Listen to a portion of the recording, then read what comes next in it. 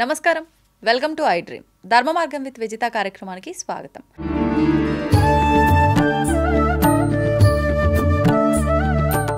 ప్రస్తుతం మనతో పాటు ఉన్నారు ప్రముఖ జ్యోతిష్య వాస్తు సంఖ్యాశాస్త్ర నిపుణులు బ్రహ్మశ్రీ సాయి మోహన్ కుమార్ గారు. ఇప్పుడు వారితో మాట్లాడి అయ్యప్ప స్వామికి సంబంధించిన విశేషాలన్నీ కూడా అడిగి తెలుసుకుందాం. ముఖ్యంగా స్వామికి సంబంధించిన సందేహాలు ఏమైనా ఉంటే అవి నివృత్తి చేసుకునే ప్రయత్నం చేద్దాం. నమస్కారం అండి. నమస్తే అమ్మా. శ్రీమన్ మహాగణాధిపతయే నమః. స్వామియే శరణమయ్యప్ప, కన్యమూల మహాగణపతి భగవానే శరణమయ్యప్ప, షణ్ముఖనాథనే శరణమయ్యప్ప, స్వామియే శరణమయ్యప్ప. చాలా సంతోషం.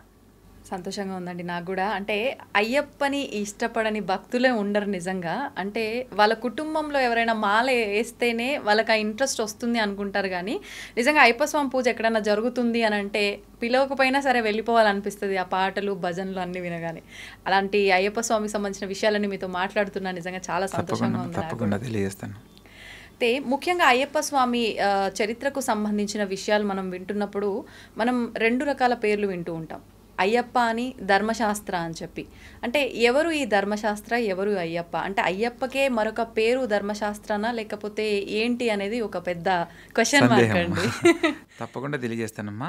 స్వామి శరణం. ప్రతి ఒక్కరికి అయ్యప్ప స్వామి యొక్క అనుగ్రహం సంపూర్ణంగా లభించాలని కోరుకుంటూ, అయ్యప్ప స్వామి వారి అవతార రహస్యంలో మనం తెలుసుకోవాల్సినవి ఎన్నో రకాలుగా ఉన్నాయి.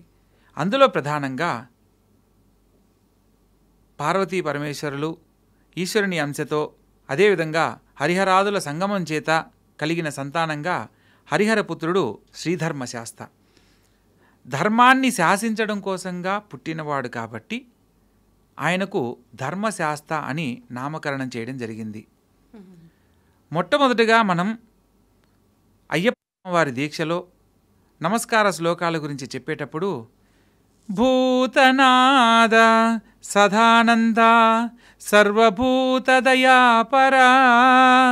రక్ష రక్ష మహాబాహో శాస్తే తుభ్యం నమో నమః అని చదువుతాం.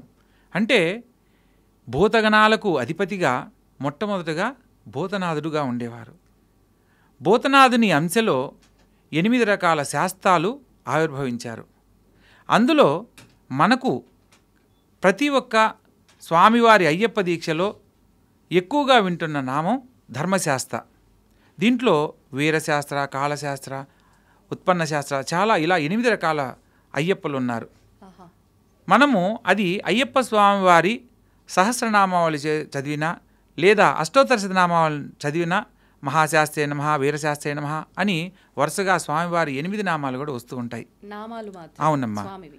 అంటే ఒక్కొక్క శాస్త్రాకి ఒక్కొక్క అవతార రహస్యం అనేది తెలియజేయబడింది. రూపాలు కూడా ఉన్నాయి. అందులో ప్రధానంగా ధర్మాన్ని స్థాపన చేయడం కోసంగా, ధర్మాన్ని శాసించేందుకు జన్మించిన వాడు ఈయన ధర్మశాస్త్ర.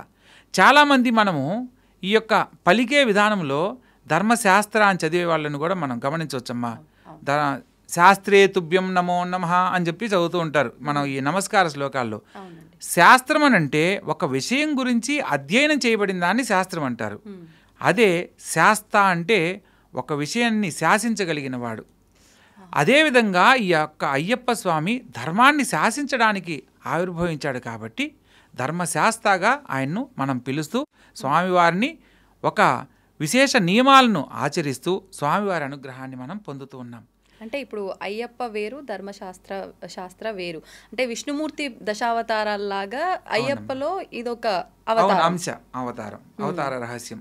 అందులో భాగంగా మనము ఈ యొక్క అయ్యప్ప స్వామిని ఆరాధించేదానికి బ్రహ్మచర్య వ్రత దీక్షను నియమనిష్టలతో ఆచరించాలి అనేది దీంట్లో ఉన్న మొట్టమొదటి సాంప్రదాయం.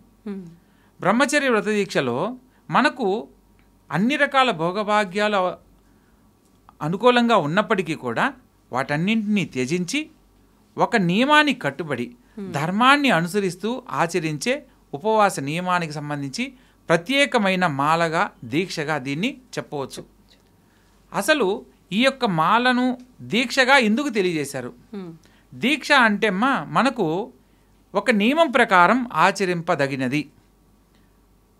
ఇప్పుడు ఒక రోగి అనారోగ్యంతో బాధపడుతున్నవాడు ఒక 10 రోజులకి నయమవుతుందని చెప్పడానికి లేదు. ఒక మంత్రశాస్త్రాన్ని నేర్చుకోవాలనుకున్న వాడికి ఈ 10 రోజుల్లో ఈ మంత్రాన్ని అనుష్ఠానం చేస్తే అయిపోతుంది అంటే ఆ మంత్రానుష్ఠానం కాదు.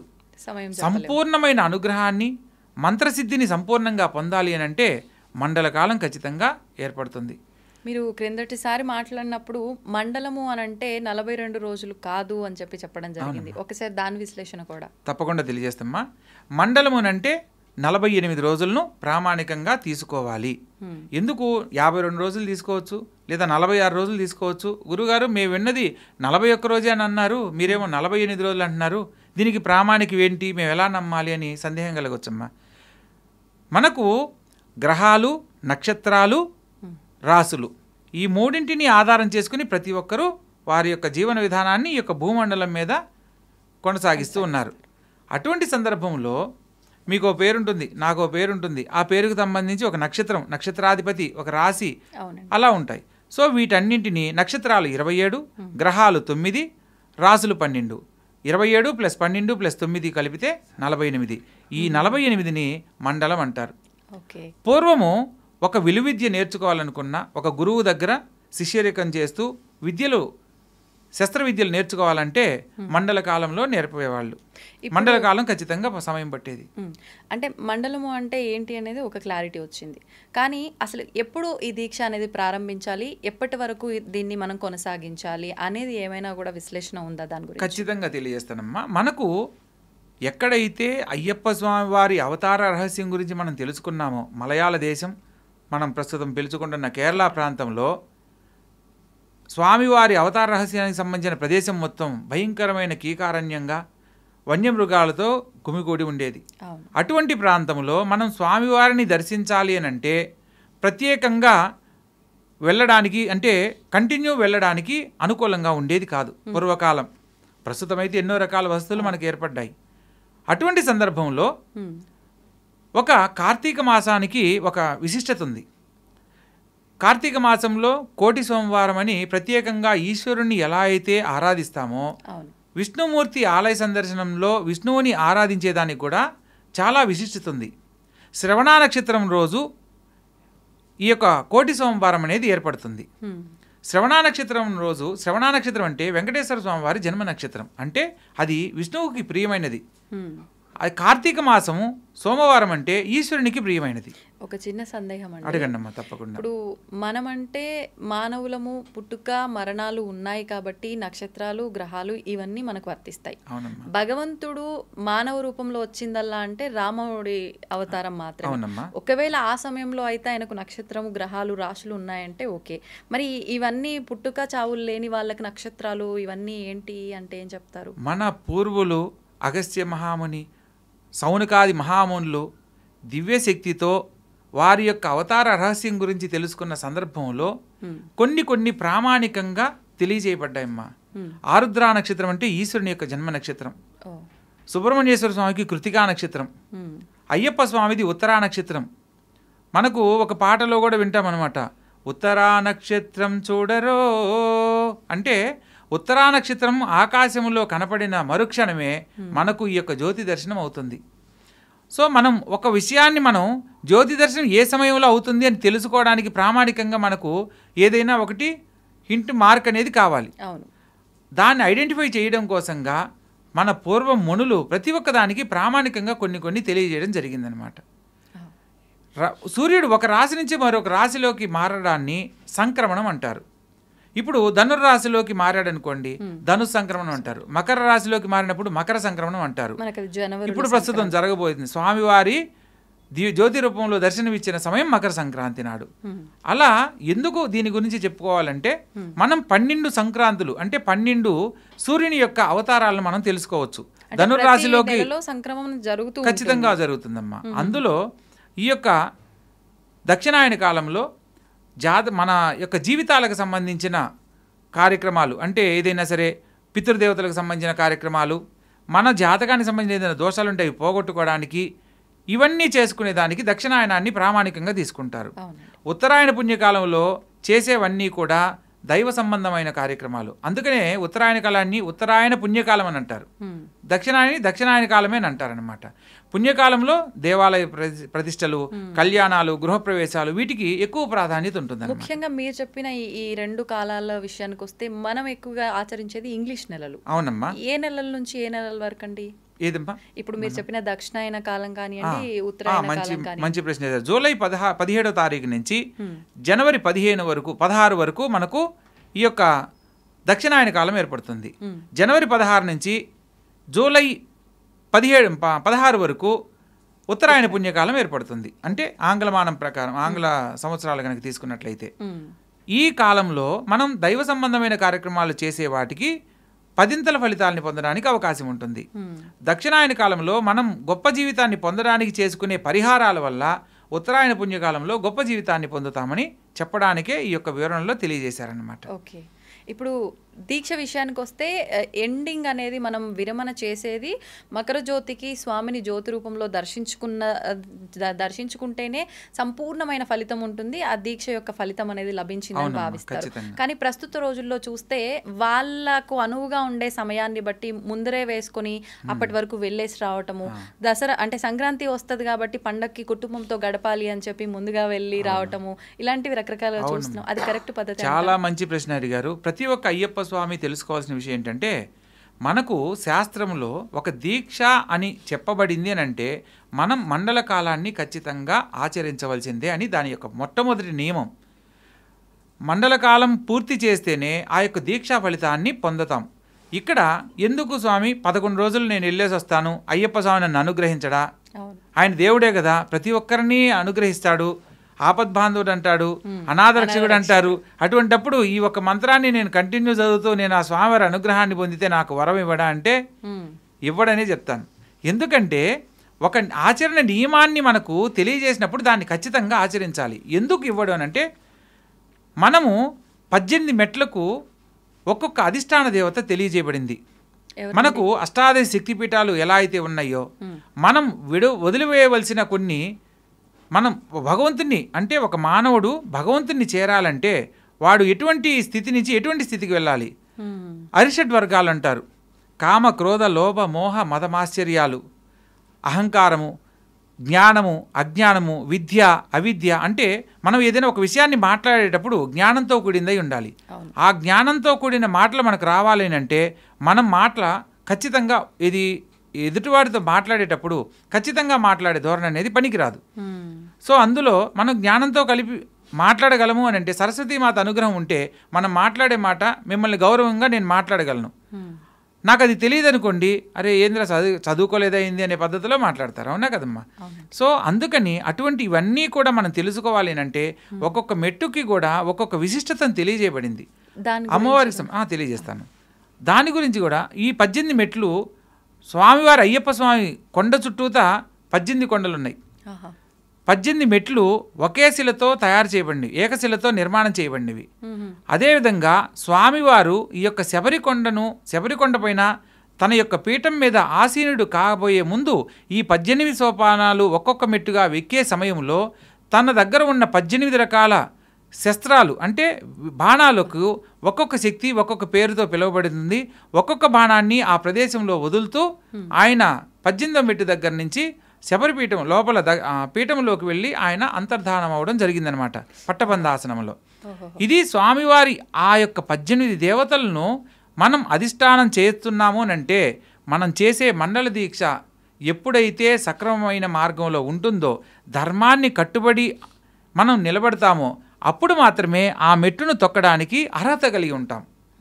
మనం సంపూర్ణమైన ఫలితాన్ని ఎప్పుడు పొందుతాము? ఎవరైతే ఈ యొక్క దీక్షా కాలంలో మండల కాలం వారు ఈ యొక్క ఆచరణ చేస్తారో, స్వామివారి దీక్షలో మండల కాలాన్ని పూర్తి చేస్తారో వాళ్ళకి మాత్రమే ఆ యొక్క 18 మెట్లు ఎక్కడానికి అర్హత కలిగి ఉంటారు అని. నువ్వు 10 రోజులకు వెళ్ళినా 11 రోజులకు వెళ్ళినా ఆ 18 మెట్లు తొక్కడానికి అర్హుడువు కావు. ఆ యొక్క స్వామివారి సంపూర్ణమైన ఫలితాన్ని మనం పొందాలి అనంటే దీక్షా నియమాలలో ఎటువంటి పొరపాటు జరగకుండా ఈ యొక్క మెట్లను ఒక్కొక్క మెట్టును తాకుతూ స్వామివారిని మనస్ఫూర్తిగా వేడుకుంటూ వెళ్ళిన వారికి సంపూర్ణమైన 48 రోజులు పూర్తి చేసిన వారికే సంపూర్ణమైన ఫలితం లభిస్తుంది.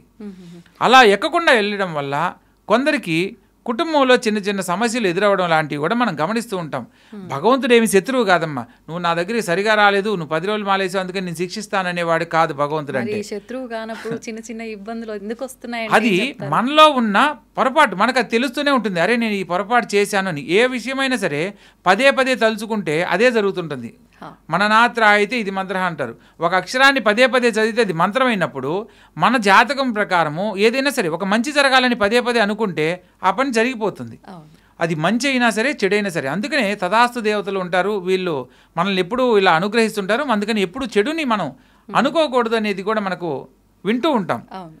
అశ్విని దేవతలు అంటే అలా ఒక సందర్భంలో నారదులు వారు కూడా అందరికీ పెళ్ళిళ్ళు అయినాయి, అందరూ సంతోషంగా ఉన్నారు, నాకు ఒక్కడికే పెళ్లి కాలేదు, నేను ఒక్కడే పర్ఫెక్ట్ బ్రహ్మచారిని అనుకుంటూ ఉన్న సమయంలో ఏ భగవంతుని దగ్గరికి వెళ్ళినా కూడా అందరూ వారి వారి భార్యలతో ఆనందంగా గడుపుతున్న సమయాన్ని చూసి అరే ఒకసారి నాకు పెళ్ళి అయితే ఎలా ఉంటుంది అని జస్ట్ మనసులో అనుకునే లోపల అశ్విని దేవతలు తథాస్తనేశారు. ఎప్పుడైతే మనిషి ఒక భగవత్ స్వరూపంగా ఉన్న అతను, భగవత్ శక్తి కలిగిన అతను మానవుడిగా ఆలోచించినప్పుడు వారి యొక్క దైవత్వాన్ని కోల్పోతారు. ఆ దైవత్వాన్ని కోల్పోయే సందర్భంలో ఆయన సంధి వార్చుకునే దానికి సముద్ర స్నానానికి వెళ్ళినప్పుడు ఆయన దైవత్వాన్ని కోల్పోయి భూమి మీద ఒక మునీశ్వర రూపంలో బయటికి రావడం జరుగుతుంది. సో అలా వెళ్ళే దారిలో ఒక అందమైన యువతిని వివాహమాడి సంతానాన్ని పొందుతాడు. అతనికి 60 మంది సంతానం. నారదునికి 60 మంది సంతానం కలిగితే అతను ఒక విషయాన్ని గమనిస్తాడనమాట. నాలో ఇది కాదు, నేను ఒక దివ్యశక్తి కలిగిన వాడిని, నేను ఏదో కోల్పోయాను, నాకు అది కావాలి, తెలుసుకోవాలి అని చెప్పే ప్రయత్నంలో ఉంటాడనమాట. 60 మంది పిల్లలండి, ఇంకా పొద్దున్న లేస్తే ఏమంటారమ్మా, డాడీ భోజనం టిఫిన్ అన్నీ ఉంటాయి కదా. 60 మంది పిల్లలని అంటే 60 మందిని ఈ యొక్క సంతానము కుటుంబము తను ఏదో ఒక బంధానికి బందీ అయిపోయాను, నేను పొందాలనుకున్నది సంపూర్ణంగా పొందలేకపోతున్నానని జ్ఞానంతో ఆలోచించినప్పుడు మరలా అతను సంధ్యవార్చడానికి వెళ్ళి తను మరలా నాలో ఏదో గొప్ప శక్తి ఉంది అని తను గ్రహించినప్పుడు మళ్ళా దైవత్వాన్ని పొంది మళ్ళా వైకుంఠ మార్గంలో వెళ్ళే సందర్భంలో విష్ణుమూర్తి ఎదురవుతారనమాట. ఏ నాయనా ఎలా ఉంది భూలోకం, బాగున్నారు అందరూ మీ పిల్లలు అని అంటారు. స్వామి మహాప్రభు నాకు ఈ బాధలొద్దు, నాకు అలాంటిది ఏమీ లేదు అది ఇది అని అంటాడు. అందుకనే నారద గర్వభంగం అని ఈ యొక్క కథను తెలియజేయబడింది. అంటే ఈ విషయాన్ని నారదుడు ఎవరికి తెలియదు కదా స్వామి, మీకు తప్పిది, మీరంటే సర్వాంతర్యామి జగన్నాటక సూత్రధారి, మీకు తప్పిది ఎవరికి తెలియదు ఈ విషయం అని అంటాడు.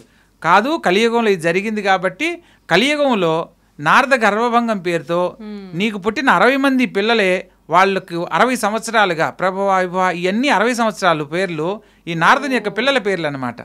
సో వాళ్ళ యొక్క కలియుగాంతం వరకు నీ యొక్క పేరు ఇలా కీర్తి కాంచుతుంది అని చెప్పి తెలియజేయడం జరుగుతుంది అనమాట. సో దీనికి నారద గర్వభంగం అని చెప్పి దీనికి కథలో కూడా తెలియజేశారు. నిజంగా అంటే నేను వినలే ఇప్పటి వరకు కూడా నారదుడికి పెళ్ళైనట్టు. ఎంతసేపు నారదుడు అంటే పెడుతున్నాడు. ప్రతి ఒక్కరికి పెళ్ళైందమ్మా. ఇప్పుడు హనుమంతుల వారి గురించి మనం చెప్పుకుంటాం. హనుమంతుల వారికి సువర్చలా సమేత హనుమంతుల వారి ఇది పేరు చెప్తాం అన్నమాట. ఆయన కూడా అంటే ఒక మొసలి ఆయన కన్నీరు స్వీకరించి సంతానవతి అవుతుంది అంటే అందుకని సువర్చలాగా మారుతుందన్నమాట, శాప విముక్తురాలయ్యి. అట్లా ఒక్కొక్క దానికి ఒక్కొక్కటి ప్రామాణికంగా అవతార రహస్యాల్లో జరిగినవే. అంతేగాని కళ్యాణం అన్నారు కాబట్టి నాకు ఒకటి అడగాలనిపిస్తుంది. నేను ఒక విషయం వినడం జరిగింది. అంటే కళ్యాణము అని అంటే దానికి సంబంధించిన తంతు ఒకసారి వివాహం అయినాక ఎవ్రీ ఇయర్ కూడా దేవతలు వాళ్ళకైతే మనం ఉత్సవాలు చేస్తూ ఉంటాము. మరి అది ఓన్లీ వివాహం అయిన వాళ్ళకి. అయ్యప్ప స్వామి అని అంటే మనకు బ్రహ్మచారి, మనకు ఉన్న కొంతమంది దేవతల్లో కొంతమంది బ్రహ్మచారి అని చెప్పి మనం అందులో అయ్యప్ప స్వామి ఒకరు. కానీ అయ్యప్ప స్వామికి కూడా ఒక ప్రాంతంలో కళ్యాణం జరిపిస్తూ ఉంటారు అని చెప్పి నేను వినడం జరిగింది. మరి బ్రహ్మచారికి కళ్యాణం ఎందుకు చేస్తున్నారు, ఇది వాస్తవమా? తప్పకుండా తెలుసుకోవాల్సిన విషయం అమ్మా. అయ్యప్ప స్వామికి పెళ్లి కాలేదు, ధర్మశాస్త్రకు పెళ్ళయింది. ఇక్కడ మనం తెలుసుకోవాల్సిన విషయం ఇదే. ధర్మశాస్త్ర అంటే హరిహరాదుల సంగమం చేత కలిగిన వాడు, హరిహరపుత్రుడిగా మొట్టమొదటి పేరు ధర్మశాస్త్ర, ధర్మాన్ని శాసించడానికి జన్మించిన వాడు. అయ్యప్ప మణిమాలతో మణికంఠుడిగా ఆవిర్భవించి అయ్యప్పగా అవతరణ జరిగింది. మణిమాల అంటే రత్నాలు అట్లా. ఒక మెడలో ఒక మణి ఉంటుంది. ఆ మణితో ఆయన పుట్టినందువల్ల ఆయనకు మణిని కంఠమునందు ధరించి జన్మించాడు కాబట్టి మణికంఠుడు, మణిమాలను కంఠమునందు ధరించిన వాడు మణికంఠుడు కాబట్టి ఇతనికి మణికంఠ అని పేరు పెట్టారనమాట. ఓహో, అంటే మనం స్వామి గురించి విన్నప్పుడు మణికంఠుడు మణికంఠుడు అని అనటం అంతా కూడా స్వామిని అంటుంటారు, అయ్యప్ప స్వామిని పిలిచే విధానంలో. అందుకనే 12 ఏళ్ల లోపల చిన్నపిల్లలు మాలలేసే ప్రతి ఒక్కరిని కూడా మణికంఠ స్వామి అని సంబోధిస్తారు.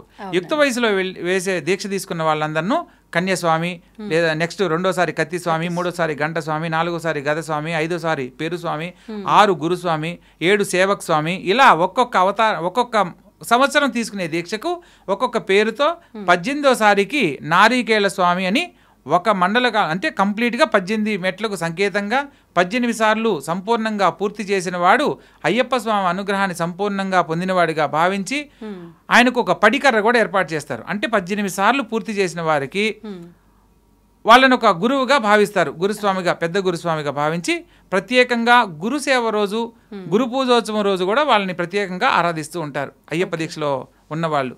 ఎందుకంటే చాలామంది ఇప్పుడు మాల దీక్ష తీసుకున్న సందర్భంలో ఏదో ఒక కారణం చేత ఇంట్లో పెద్దవాళ్ళు కాలం చేశారనో, లేకపోతే ఇంట్లో ఏదో ఒక మైల కారణం చేతనో ఆ దీక్ష విరమణ చేస్తూ ఉంటారు. కానీ మనం ఒకసారి దీక్ష తీసుకునే సందర్భంలోనే ఇన్ని రకాల ఇబ్బందులు ఎదుర్కొంటుంటే ఆ గురుస్వామి 18 సంవత్సరాలు పూర్తి చేశాడంటే ఆ అయ్యప్ప స్వామి అనుగ్రహం సంపూర్ణంగా ఉంటేనే యాత్ర పూర్తి చేయగలరు.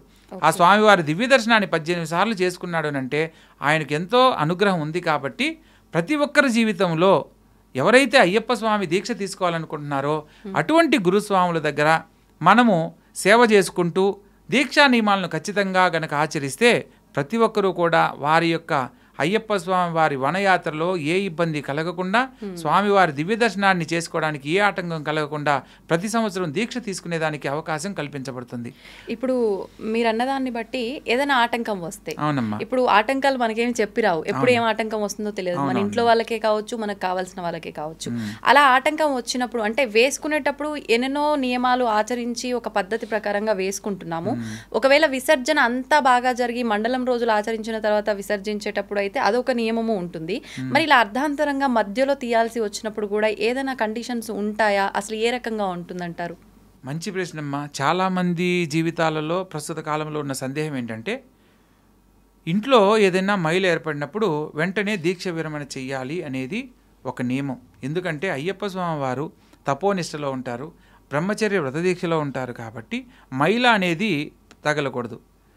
అటువంటి సందర్భంలో ఏ కుటుంబ సభ్యులైనా సరే మనం వాళ్ళతో మాట్లాడినా మాట్లాడకపోయినా అదే ఊరిలో ఉన్నప్పుడు, మనం పూర్వకాలం ఏంటంటే పొలిమేరలు ఉండేవమ్మా, ఊరు దాటి ఎవరు వెళ్ళేవాళ్ళు కాదు, సరిహద్దులు ఊరి చివర పొలిమేర అంటే ఊరి చివర, అక్కడి నుంచి ఇంకొక ఊరు వేరే ఊరు ఉంటుంది, దాన్ని పొలిమేర ప్రాంతం అంటారు.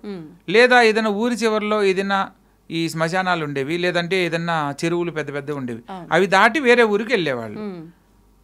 ఆ ఊరిలో ఏదైనా ఒక కార్యక్రమం కానీ ఎవరైనా పెద్దవాళ్ళు కాలం చేసినా, ఇంట్లో కుటుంబంలో అన్నదమ్ములు గొడవలు వచ్చో, లేకపోతే సపరేట్గా ఉన్న రక్త సంబంధీకులైనప్పుడు ఈ యొక్క నియమాలకు సంబంధించి దీక్ష కనుక తీసుకొని ఉన్న అయ్యప్ప స్వామి ఎవరైనా ఉంటే ఆ కుటుంబ సభ్యుల్లో ఎవరికి ఏదైనా పొరపాటు జరిగినా వీళ్ళు కూడా ఆ యొక్క బాధ్యతగా అవి వహించాల్సిందే. ఆ కార్యక్రమాలకు సంబంధించి దీక్ష విరమణ చేయవలసిన పరిస్థితి ఖచ్చితంగా ఉంటుంది. ఒకవేళ సందర్భానుసారంగా వాళ్ళు ఊర్లో లేరనుకోండి, ప్రస్తుత కాలంలో ఎక్కడో అమెరికాలో ఉంటారు, లేదా ఇంకొక ప్రాంతంలో ఎక్కడ తిరుపతో లేకపోతే ఇంకో చోట ఉన్నారమ్మా, ఒకరికొకటి కుటుంబాలకు సంబంధం లేదు. పూర్వకాలంలో అంతా ఉమ్మడి కుటుంబాలు ఉండేవి, అప్పుడు ఏది జరిగినా అంతా కుటుంబం కలిసి చేసేవాళ్ళు. ఇప్పుడు ప్రస్తుత కాలంలో జీవనోపాధికై ఎవరి పాటికి వాళ్ళు సంపాదన కోసం దూరంగా ఉంటున్నారు. మనము దీక్షా నియమాలను ఆచరించే సందర్భంలో ఒక గురువు దగ్గర ఉంటూ ఒక ఆశ్రమవాసిగా మనం ఉంటున్నప్పుడు ఈ మండలకాల దీక్షలో కొన్ని వర్తించవు. అంటే దూర ప్రాంతాల్లో ఉంటూ కుటుంబ సభ్యులతో సంబంధం లేకుండా మేము మాట్లాడుకోవట్లేదు. ఫర్ ఎగ్జాంపుల్, ఉదాహరణకు ఈరోజు కార్యక్రమం జరిగిపోయింది, ఈరోజు వార్త చేయడానికి అవకాశం లేదు, కుదరలేదు, మరుసటి రోజు అరే మీ కుటుంబంలో ఇలా జరిగింది అని అంటారు. మరి ఆ రోజు అతను దీక్షలోనే ఉన్నాడు కదా, అప్పుడు ఏం చేయొచ్చు అంటారు? సో మనకు తప్పనిసరిగా కుటుంబ సభ్యులు ఇంటి పేరుతో ఉన్న వాళ్ళు కనుక కాలం చేస్తే వీళ్ళు మనవడో లేకపోతే ఇంకా వారసత్వంగా ఇంకేదన్నా అయితే 11 రోజుల కార్యక్రమం అంటారు కదమ్మా, దశదిన కర్మలు అంటారు కదా, అప్పటి వరకు దీక్ష విరమణలో ఉండాలి. వాళ్ళ యొక్క రిలేషన్ని బట్టి ఖచ్చితంగా. వన్స్ ఒకసారి ఏంటంటే దీక్షకు తీసుకున్న తర్వాత ఆటంకం ఏర్పడింది అని అంటే మరలా నెక్స్ట్ వచ్చే సంవత్సరమే దీక్ష తీసుకోవాలనేది మరలా చేయకూడదు. మరలా వచ్చే సంవత్సరమే దీక్ష తీసుకోవాలి. కానీ కొందరు ఇప్పుడు అంటే అందరూ కాదమ్మా, కొందరు గురుస్వాములు ఎలా చెప్తున్నారని అంటే అది దీక్షను అప్పటి వరకు తీసేసి మళ్ళా కార్యక్రమం అయిపోయిన తర్వాత మళ్ళీ దీక్ష తీసుకోండి, ఆ రోజు నుంచి మళ్ళీ మొదటి నుంచి లెక్కేసుకొని మండల కాలం ఉండండి అని చెప్పి చెప్తూ ఉన్నారు. మనం ఒకసారి దీక్షకు అన్నిటికీ సంసిద్ధులై మనం నిర్ణయం తీసుకున్నప్పుడు ఆ జరిగిన పొరపాటుకి ఇంకక్కడ ఆ సంవత్సరం దాన్ని ఆపివేయాల్సిందే. అయ్యప్ప స్వామి వారిని దర్శించాలనే తపనే మీకుంటే మీరు ప్రత్యేకంగా చేయవలసింది ఏంటి, దీక్షలో లేకపోయినా ఆ కార్యక్రమాలకు మీకు సంబంధం లేకపోయినా ఒకవేళ కుటుంబ సభ్యులు దూర బంధువులు అయినప్పుడు మీరు స్వామివారి దర్శనం చేసుకోవడానికి సివిల్ రూపంలో సివిల్ దర్శనం అని చెప్పేసి ఉంటుంది. 18 మెట్లు ఎక్కకుండా విడిగా వెళ్ళి స్వామివారిని దర్శించుకోవచ్చు. ఎందుకంటే అమ్మా కొన్ని విషయాలు మనం ఇక్కడ గమనించాలి. పూర్వీకులు మన పెద్దవాళ్ళు ఎవరో కాలం చేసినా వాళ్ళు గుళ్ళకు వెళ్ళకూడదు లేదా టెంకాయ కొట్టకూడదు, ఈ నియమాలు ఎందుకు పెట్టారు? ఒక శాస్త్రోక్తంగా మనం ఆలోచిస్తే ఒక విషయం బయటపడుతుంది. కానీ దశదిన కర్మ అయిపోయి కానీ అంటే పెద్దవాళ్ళు కుటుంబంలో ఎవరో కాలం చేసి 10 రోజులు అయిపోయిన తర్వాత ఆ కార్యక్రమాలన్నీ అయిపోయిన తర్వాత మొట్టమొదటిగా వాళ్ళు చెప్పే ఒక విషయం ఏంటి, శివాలయం వెళ్ళి నిద్ర చేసి రావాలి అని అంటారు. గుడికి వెళ్తేనే తప్పైనప్పుడు నిద్ర చేసి ఎట్లా వస్తారు? అప్పుడు గుడి అంతా మైలు కాదా? అవునా కదా? చెప్తాను, అదే చెప్తానమ్మా. గుడికంతా మైలో ఏర్పడుతుంది కదా. ఈశ్వరుణ్ణి లయకారకుడుగా స్థితికారకుడుగా బ్రహ్మ, పోషణకర్తగా విష్ణువు, లయకారకుడుగా పరమేశ్వరుని మనం వేడుకుంటూ ఉంటాం. పరమేశ్వరునికి సంబంధించిన ఆలయ సందర్శనం చేసి నిద్ర చేసి రమ్మంటారు. అలా నిద్ర చేసినప్పుడు లేని మైల ఇలా దీక్షలో ఇలా అయినప్పుడే మైలు ఎందుకు ఏర్పడుతుంది? ఇక్కడ మనం ఆలోచించాల్సిన విషయం ఏంటంటే అమ్మా, మనకు కనబడే దేవతలు పితృదేవతలు వీళ్ళందరూ కూడా మాత, పిత, గురు, దైవం ఇలా చెప్పిన అంశాల్లో ఫస్ట్ ప్రాధాన్యత తల్లిదండ్రులు, కుటుంబ సభ్యులు, మనం వంశీకులు ఎవరైతే ఉన్నారో వాళ్ళకి, ఆ తర్వాతే భగవంతుడని తెలియజేశారు. పితృదేవతలకు సంబంధించి మనం జాతక పరిశీలనలు ఏం చెప్తాము, నీకు పితృదోషం ఉంది, వంశపారంపర్య దోషం ఉంది, ఇవన్నీ చెప్తూ ఉంటాం. అలా ఎందుకు చెప్తున్నాము? వంశపారంపర్యంగా దోషాలు ఉన్నప్పుడు సకాలంలో సంతానం కలగకపోవడం లేదా కలిగే సంతానంలో పుత్ర సంతానం కలగకపోతే అవి పితృదోషాలు అని చెప్పాలి. ఎందుకు పుత్రుడు కలగకపోతే పితృదోషం అనేది ఎందుకు తెలియజేస్తారని అంటే ఏదైనా కర్మక్రతువులు ఆచరించాలంటే గోత్రాభివృద్ధిలోనే జరుగుతాయి. ఏదైనా ఇంటి యజమానిగా ఆ ఇంటి వంశాభివృద్ధి ఎప్పుడు జరుగుతుంది? మగపిల్లవాడు పుట్టినప్పుడు జరుగుతుంది. వంశపారంపర్యంగా ఆచరించవలసిన విధానాలన్నీ కూడా వారసుడిగా పుట్టినవాడు మాత్రమే చెయ్యాలి. ఆ ధర్మంలో మన పూర్వీకులు గతించినప్పుడు వారికి సంబంధించిన కర్మక్రతువులు కనుక ఆచరించకపోతే మన యొక్క పితృదేవతలే ఆ కుటుంబానికి శాపగ్రస్తులు అవుతారు. నీ వంశం అంటే మన కుటుంబం అభివృద్ధి చెందాలని, నీకు పుత్ర సంతానం కలగాలని నేను నిన్ను అనుగ్రహించాను, కానీ నువ్వు మాకు చేయవలసిన ఈ కర్మకృతులు చేయలేదు కాబట్టి నీ వంశం నిర్వంశం అవుతుందని పితృదేవతలు చెప్పిస్తారు. ఆ శాపం వల్ల ఏమవుతుంది? పుత్ర సంతానం కలగదు. పుత్ర సంతానం కలగకపోతే గోత్రాభివృద్ధి ఉండదు. గోత్రాభివృద్ధి లేకపోతే ఆ వంశం అక్కడితో ఆగిపోతుంది. అంటే ఇంకా పితృదోషం వాళ్ళకు ఖచ్చితంగా ఉంటేనే అలా మనం దాన్ని గమనించాలి. అయితే ఇక్కడ పితృతర్పణాలు ఆచరించినప్పుడు మనం ప్రత్యేకంగా మహాలయ పక్షాలు అని ఎందుకు తెలియజేశారమ్మా? మహాలయ పక్షాల్లో మనకు సంవత్సరాలు, నెలలు ఇవన్నీ గుర్తు లేకపోయినా జరిగిన తిథి గుర్తుంటే చాలు. విధియ, తదియ, చవితి, దశమి, ఏకాదశి ఇలా 15 తిథుల్లో ఏ తిథి నాడైనా ఆ తిథి గుర్తుండి ఆ తిథి రోజు వాళ్ళ పితృదేవతలను స్మరణ చేసుకుని ఉదకం నీటిని వదిలిన బ్రాహ్మణులకు పత్రం, పుష్పం, ఫలంతో ఏమంటారు, పండు కానీ లేదా ఫలం పండు కానీ, తోయం నీళ్లు కానీ, పత్రం ఆకు కానీ వాళ్ళ పేరుతో స్మరణ చేసుకుంటూ ఇలా వదిలినా కూడా అవి పితృదేవతలకు చెందుతాయి. ఎందుకంటే ప్రతి సంవత్సరము మనకు 12 నెలలకు ఒక సంవత్సరం అని పితృదేవతలకు మనం పెడతాం. దీంట్లో ఉన్న ఆంతర్యం ఏంటంటే మన వాళ్ళు గతించిన తర్వాత వాళ్ళకి మరుసటి రోజుతో సమానం, ఒక్క రోజుతో సమానం మన పూర్వీకులకి.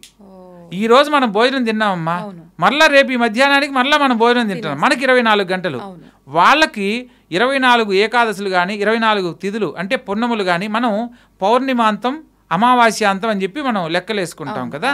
ఆ విధంగా 24 తిథులు వాళ్లకు ఒక రోజుతో సమానం. అందుకని మరలా మనం నెక్స్ట్ ఇయర్కి మనకు సంవత్సరం, వాళ్ళకి మరుసటి రోజు మనం భోజనం పెడుతున్నట్టు. అలా చేయనప్పుడు ఏమవుతుంది, ఆకలితో ఉన్నప్పుడు మనం ఇంట్లో అమ్మ భోజనం పెట్టలేదు, నువ్వు ఏమ్మా ఇంతసేపు భోజనం పెట్టలేదు అని అరుస్తాం. సో మన పూర్వీకులు ఆ సందర్భంలో ఆకలికి క్షుద్బాధతోటి, ఆ బాధతోటి కుటుంబంలో జీవించే వాళ్ళను శపించడం జరుగుతుంది, ఎవరైతే అన్న సంతర్పణ చేయరో. దీనివల్ల మనం ఎప్పుడైతే ఈ విషయం ఎందుకు తెలియజేయాల్సి వచ్చిందంటే అమ్మా, మనం పితృదేవతలకు సంబంధించిన ఆచరించాల్సిన కార్యక్రమాలను ఆచరించేటప్పుడు దైవ కార్యక్రమాలు కూడా ఆచరించవచ్చు, తప్పు లేదు. టెంకాయ కొట్టకూడదు, ఇవన్నీ ఎందుకు నియమాలు పెట్టారంటే, వన్స్ ఒకసారి దైవ కార్యక్రమాలకు మనం అలవాటు పడినప్పుడు ఏమవుతుందంటే పితృదేవతలను మర్చిపోతాం. ఎందుకంటే అందరూ అలంకరణ చక్కగా రెడీగా వస్తారు. ఒక పూజకు విశేషంగా అన్ని అలంకరణలు చేసుకుని వస్తారమ్మా, కావాల్సిన ద్రవ్యాలన్నీ తీసుకుని వెళ్తారు. అరే మా నాన్న చనిపోయాడు, నేను చేయకూడదు కదా ఈ విషయం. ఇప్పుడు ఇంకోటి, మనం మామూలుగా కేశఖండన చేయించినప్పుడు సంపూర్ణంగా గుండు కొడతారు, కానీ పితృకర్మలు చేసినప్పుడు పిల్లక మాదిరి పెడతారు. అందరికి పెడతారా పిల్లక? ఖచ్చితంగా అది సాంప్రదాయం అమ్మా. ఎందుకనంటే అలా ఉన్నప్పుడు వాళ్ళ ఇంట్లో ఏదో అశుభం జరిగిందని తెలియజేయడానికి, మనకు ఆ విషయం రిమెంబర్ అవ్వడానికి. సో అది గుర్తున్నంతసేపు ఏంటి, మనం ఏదైనా కార్యక్రమం చేయాలనుకున్నాం అనుకోండి, అరే మా నాన్న ఇలా కాలం చేశారు, లేకపోతే మా తల్లిగారు ఇలా కాలం చేశారు, మేము ఇప్పుడు ఈ కార్యక్రమాలు చేయకూడదు అని ఈ విషయాన్ని గుర్తుపెట్టుకుంటూ వస్తారు. వీళ్ళు 3 నెలలు గుర్తుపెట్టుకుంటే ఆటోమేటిక్గా అది అలవాటు పడిపోతారు. అందుకని జుట్టు రావడానికి 3 నెలలు పడుతుంది. సో ఈ టైంలో వాళ్ళకి అది మర్చిపోకుండా ఉండడానికి తెలియజేసిన ఒక అంశం. ఒక చిన్న సందేహం అడగండి అమ్మా. ఇప్పుడు అంటే పితృదేవతల యొక్క శాపం ఉంటే ఇంకా మగ సంతానం కలగదు, వంశాభివృద్ధి ఆగిపోతుంది. ఇప్పట్లో అయితే తెలియదు, కానీ పూర్వం రోజుల్లో అయితే మగ సంతానం లేని కుటుంబాలు వేరే వాళ్ళ ఇంట్లోంచి దత్తత తీసుకునే వాళ్ళు అని చెప్పి విన్నాము. మరి అప్పుడు వంశాభివృద్ధి వాళ్ళ ఇంట్లో పుట్టిన వాళ్ళు కాకపోయినా దత్తత తీసుకుంటే వాళ్ళు మన బిడ్డతో సమానమే అంటారు. అది అక్కడితో ఆ పితృదోషం ఉంటుందా, కట్ అయిపోతుందా అంటే ఏం చెప్పొచ్చు? శాస్త్రోక్తంగా దత్తత అంటేందమ్మా, దీంట్లో చాలా మంది ఉన్నారు. అంటే ఔరసపుత్రుడు అని అంటారు, అంటే దత్తతగా తీసుకున్న వాళ్లే కాకుండా వేరే వాళ్ళకి కలిగిన సంతానాన్ని వీళ్ళు పెంచడము, ఇలా రకరకాలుగా ఒక్కొక్క దానికి ఒక్కొక్క సాంప్రదాయం ఉంది. తండ్రి వేరే వారి ద్వారా కలిగిన సంతానం, ఇట్లా ఒక్కొక్క దానికి ఒక్కొక్కటి ప్రామాణికంగా చెప్పబడింది. అలా ఉన్నప్పుడు దత్తత స్వీకారంలో శాస్త్రోక్తంగా వాళ్ళు స్వీకరించినప్పుడు దానికి చేస్తున్న క్రతువుల్లో వాళ్ళు సంపూర్ణంగా ఆ ఇంటి వాళ్ళే అవుతారు. కానీ మనసులో ఒక ఆలోచన అయితే ఉంటుంది కదా, సో ఆలోచన అనేది వాళ్లకు ఆ ఇబ్బందులు అనేది కలిగిస్తూనే ఉంటుంది. కానీ ప్రతి ఒక్కదానికి పూర్వజన్మ కృతం పాపం అంటారు, వ్యాధి రూపేణ పీడిత అంటారు. అంటే ఒక్కొక్క జన్మలో చేసుకున్న కర్మాలకి సంబంధించి మరలా జన్మ ఉంటుంది. ఈరోజు నేను మీ దగ్గర మీకు జాతకం చెప్పించుకున్నారు మీరు. సో నేను ఒక 2000 అడిగాను, మీరు 1500 ఇచ్చారనుకోండి, 500 కోసం మరలా జన్మ ఉంటుంది. నేను మీ దగ్గర అందరి దగ్గర 2000 తీసుకుని మీ దగ్గర 3000 తీసుకున్నాను అనుకోండి, నేను మీకు ఆ 1000 రూపాయలు ఇవ్వడానికి మరలా జన్మ ఉంటుంది. పుత్ర సంతానం ఎందుకు కలుగుతారో కూడా మళ్ళీ దీనికి ఇంకో వివరణ కూడా ఉందమ్మా. పుత్ర సంతానం ఎందుకు కలుగుతారనంటే, ఎవరి దగ్గరైనా మనం డబ్బులు తీసుకొని మళ్ళీ మనం వాళ్ళకి తిరిగి ఇవ్వకుండా అకాలంగా కాలం చేయవలసి వస్తే ఆ ఇంట్లో ఆ డబ్బు వాళ్ళు తిరిగి పొందడానికి ఆ ఇంట్లో సంతానంగా పుడతారు. డాడీ డబ్బులు కావాలి, డాడీ నేను సినిమాకి వెళ్ళాలి డబ్బులు అంటారు, వాళ్ళంతా వాళ్ళే. లేదా ఎవరికన్నా డబ్బులు తీసుకొని మనం ఎగ్గొట్టామనుకోండి, దానికి మరు జన్మలో ఆ కుటుంబంలో సంతానంగా కలుగుతాం. తెలిసి తెలియక మనం చేస్తున్న ప్రతి ఒక్క దానికి రీబర్త్లో ఖచ్చితంగా ఆ యొక్క కర్మను పూర్తి చేసుకున్నప్పుడు మాత్రమే దాని కర్మ విమోచనం కలుగుతుంది. అవశ్యం అనుభోక్తవ్యం కృతం కర్మ శుభాశుభ అంటారు. అవశ్యం అప్పటికప్పుడే, అనుభోక్తవ్యం అంటే భుక్తి అంటే భోజనం, భోక్త అంటే భుజించేవాడు, అనుభోక్తవ్యం వండుకున్నది తినలేనివాడు, అనుభోక్తవ్యం కృతం కర్మ శుభాశుభ. మనం వండుకున్నది తినొచ్చు తినలేము, కానీ కర్మ ఫలితాన్ని మాత్రం అనుభవిస్తేనే పోతుంది. దానికి నో అడ్జస్ట్మెంట్స్ అనమాట. నువ్వు ఈ పని చేసావు, దీనికి కర్మ అనుభవించాల్సిందే. ఒకటి మంచి చేసావు, దానికి సంబంధించిన శుభ ఫలితానికి జన్మ ఉంటుంది. ఈ జన్మలో చేసిన దాన ధర్మాల పుణ్య ఫలితంగా మరు జన్మలో నీకు ఉత్తమ గతులు ఉంటాయి. ఉత్తమ గతులు మీన్స్ అంటే గొప్ప జీవితం, ఒకరి మీద ఆధారపడకుండా నీ జీవితాన్ని కొనసాగించగలిగిన జీవితం ఉంటుందన్నమాట. ఇప్పుడు మనం ఇదంతా మాట్లాడుకోవడానికి కారణం అంటే శివాలయంలో నిద్ర చేస్తే సృష్టి మైల గాని మాల తీయటం ఈ విషయంగా. ఇప్పుడు దీనికి సంబంధించిన వివరణ అయితే ఇచ్చారు. వీళ్ళైతే ఖచ్చితంగా వాళ్ళు అనుకున్న వాళ్ళు మరణిస్తే విరమణ ఖచ్చితంగా చేయాల్సిందే అని చెప్పి, ఒకవేళ మాలలో ఉన్నప్పుడు కుటుంబ సభ్యులు మనకు సంబంధించిన వాళ్ళు అని కాకుండా ఎవరైనా ఫ్రెండ్ సర్కిల్లో అట్లా మరణించినప్పుడు మాలలో ఉన్న వాళ్ళు కాకుండా మిగతా ఇంటి సభ్యులు వాళ్ళని వెళ్ళి కలిసి చూసి రావచ్చా? నిరభ్యంతరంగా చేయొచ్చమ్మా, అందులో తప్పు లేదు. కాకపోతే ఏంటంటే ఇక్కడ పెళ్ళిళ్ళకు పిలిస్తేనే వెళ్ళాలి, చావుకు పిలవకపోయినా వెళ్ళాలి. ఎందుకంటే ఒక మనిషి కాలం చేశాడు, ఇంకా మనం అతన్ని చూడలేం. అటువంటి స్థితిలో మనం చూడగలిగితే ఆ ఒక్క సమయంలో చూడగలం. అవును.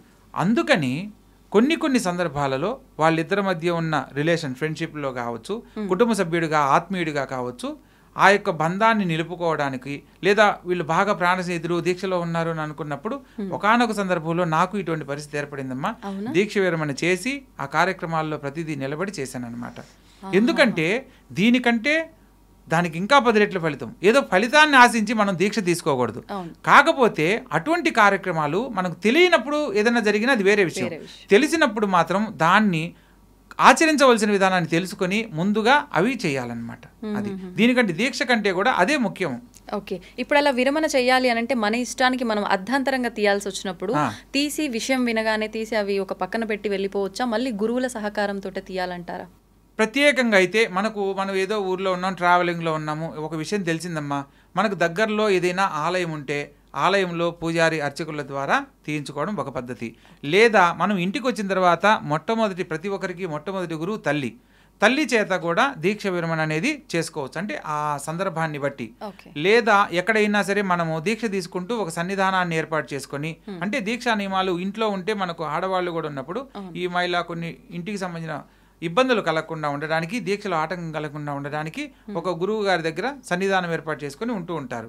అటువంటి వాళ్ళు గురువుల దగ్గర, గురుస్వాముల దగ్గర దీక్ష విరమణ చేసుకోవాలి. ఇది శాస్త్ర నియమం. ఒకవేళ మండలం రోజులు అయిపోయిన తర్వాత విరమణ చేస్తున్నప్పుడు నియమాలు ఏ రకంగా ఉంటాయి? మంచి ప్రశ్నమ్మా.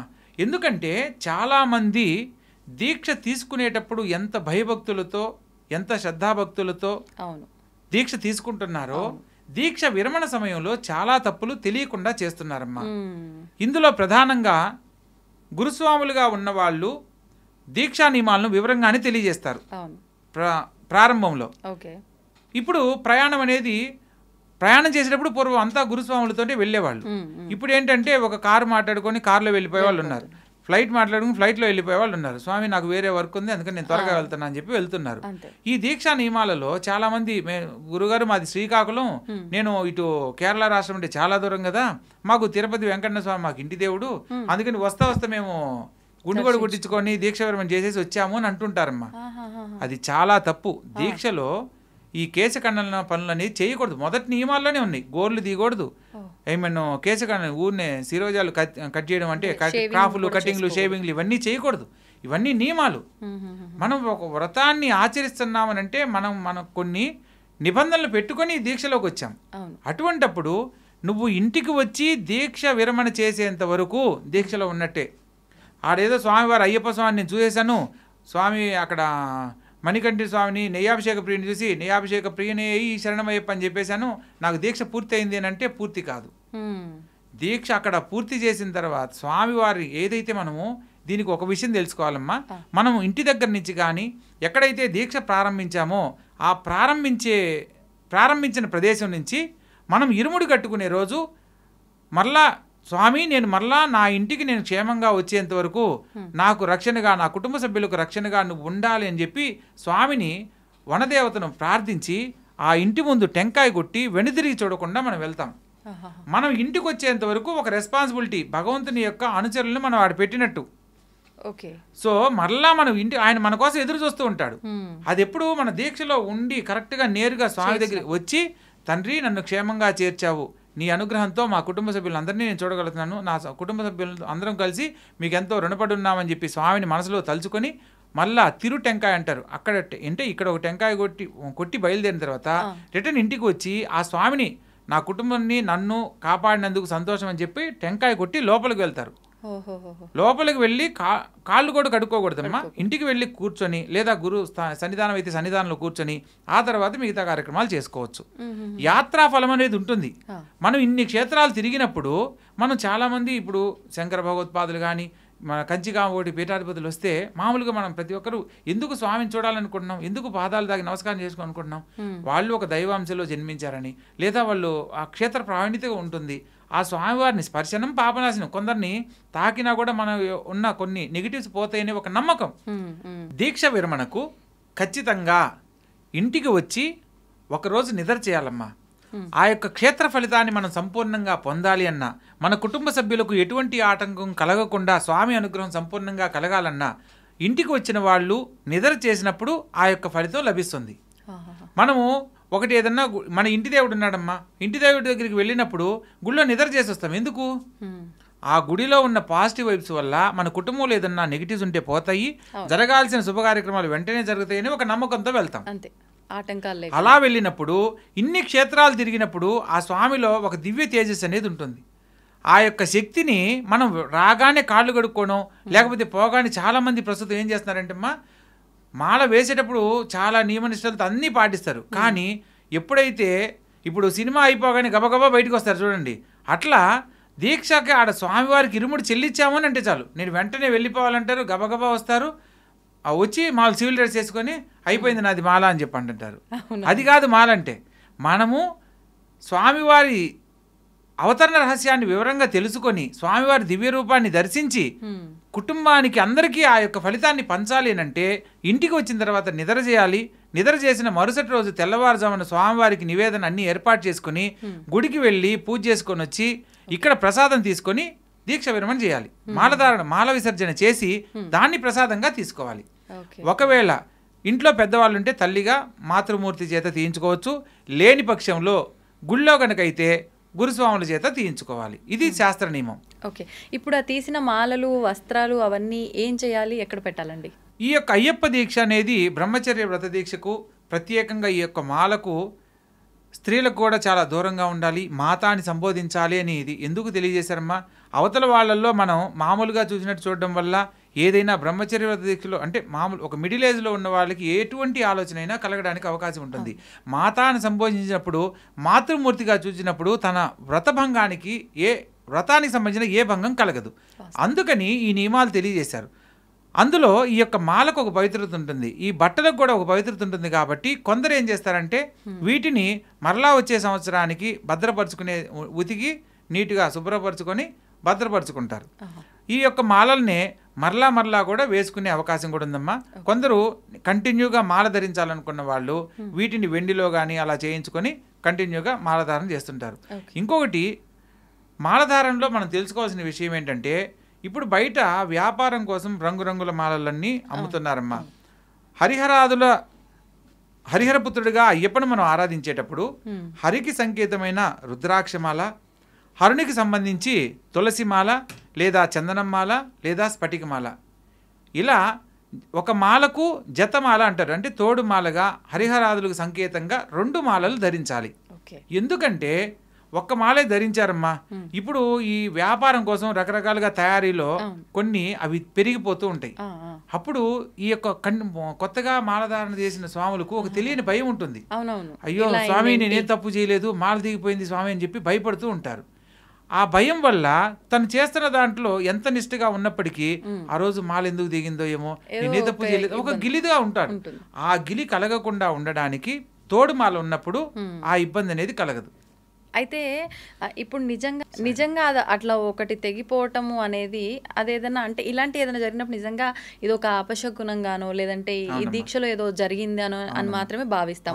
మనం అలా ఏం అనుకోవద్దాం, ఆలోచించవలసిన అవసరమే లేదమ్మా. ఎందుకంటే మనము మాల ఇలా అవ్వాలనో లేకపోతే అలా అవుతుందనో మనం దాని గురించి ఆలోచించం. అనుకోకుండా జరిగే వాటికి సంబంధించి మనం ఇప్పుడు గట్టిగా తయారు చేయించుకున్న మాలలు ఖరీదు ఎక్కువ ఉన్నాయి. దీక్ష చేయాలనుకున్న వాడిని ఎదుటివాడు అంటే మాలధారణ తన స్తోమతకి తగ్గట్టు మాలలు తీసుకోవడం జరుగుతుంది. అక్కడ ఏమవుతుంది, ఆ అల్లిక అనేది సరిగా లేనప్పుడు పెరిగిపోతూ ఉంటుంది. సో దాని గురించి భయపడవలసిన అవసరం లేదు. అలా వెంటనే దగ్గర ఏదైనా పెద్ద మీకంటే ముందుగా వెళ్ళిన స్వాములు ఎవరన్నా ఉంటే వాళ్ళ చేత అది ముడి వేయించుకొని చక్కగా దీక్షను కొనసాగించవచ్చు. దాంట్లో ఎటువంటి తప్పు లేదమ్మా. ఇప్పుడు ముఖ్యంగా అంటే భగవంతుల విషయానికి వస్తే, విష్ణుమూర్తి విషయానికి వస్తే అలంకార ప్రియుడు అని, శివుడి విషయానికి వస్తే అభిషేక ప్రియుడు అని, మరి అయ్యప్ప స్వామి విషయానికి వస్తే ఏంటి అనేది ఆయనకు ప్రియం తెలియకపోయినా పాటల్లో వింటున్నప్పుడు అభిషేక ప్రియనే అని, నెయ్యాభిషేక ప్రియనే అని చెప్పి వింటూ ఉంటాము. అంటే స్వామి కూడా అభిషేక ప్రియుడేనా? ముఖ్యంగా నెయ్యితో అభిషేకించడానికి కారణం ఏమైనా ఉందా? చాలా మంచి ప్రశ్న. తప్పకుండా కారణం ఉందమ్మా. ఎన్నో ఉంటే నేతిని ఎందుకు తీసుకున్నారు? మనము గోవుకు సంబంధించిన వాటిల్లో ప్రతిదీ కూడా ఒక ఔషధంతో సమానమమ్మా. పంచగవ్యములు అంటారు గోవుకు సంబంధించినవి. ఆవు పాలు, ఆవు పెరుగు, ఆవు నెయ్యి, ఆవు పేడ, గోమూత్రము, మొత్తం గోమయము, ఇవన్నీ కూడా పంచగవ్యములు అంటారు. ఈ 5టికి చాలా విశిష్టత ఉంది. ఇవన్నీ వైద్యానికి ఉపయోగిస్తారు. ఒకానొక సందర్భంలో అయ్యప్ప స్వామి వారి దివ్య చరిత్రలో ఎప్పుడైతే ఈ యొక్క హరిహరసుతుడు అయ్యప్ప స్వామి బాలమణికంఠుడిగా ఈ యొక్క పందలరాజు రాజ్యంలో తన యొక్క జీవితాన్ని కొనసాగించే క్రమంలో యుక్త వయసుకు వస్తుంది. ఆ సమయంలో రాజువారికి, పందలరాజుకి, రాజశేఖరుడికి అయ్యప్ప స్వామిని పట్టాభిషిక్తుడిని చేయాలనే తపన కలుగుతుంది. నా బిడ్డే కదా అనే భావంతోనే పెంచుతాడు. కానీ నచ్చదు. అందుకని రాణి గారికి చెప్పుడు మాటలు చెప్పి, పట్టాభిషిక్తుడు అమ్మ నీ కొడుకు కూడా ఉన్నాడు కదా, ఆయన్ని ఇప్పుడు ఎక్కడో అనాథగా దొరికిన బాలుణ్ణి పట్టాభిషిక్తుడిని చేయడం ఏంటి అని చెప్పని అంటాడు. అయ్యో నేను దీంట్లో తప్పేముంది అని చెప్పి ఆ రాణిగారు ఎంతో చెప్తారు. కానీ మంత్రిలో ఉన్న అసూయ బుద్ధి వల్ల ఆమె ఆలోచన కూడా మారుతుంది. అయితే నా కొడుకునే పట్టాభిషిక్తుని చేయాలంటే ఏం చేయాలంటే అది నేను చేస్తానని చెప్పని తాంత్రిక పరిష్కారాలు. ఇప్పుడు మనకు ఒక విషయాన్ని గమనించండి, కేరళ అన్నిట్లో చాలా ముఖ్యమైనదమ్మా. ఎందుకంటే ఒక ఎడ్యుకేషన్కి సంబంధించి చూడండి, కేరళ టీచర్లచే ఉత్తమ శిక్షణ అంటారు ఫస్ట్. ఒక వైద్యానికి సంబంధించి మా ఈ కేరళ వైద్యం అని అంటారు. ఒక మంత్రాలకు సంబంధించి తీసుకుంటే ఒక మాంత్రికుడు అంటే మలయాళ మాంత్రికుడు అని అంటారు.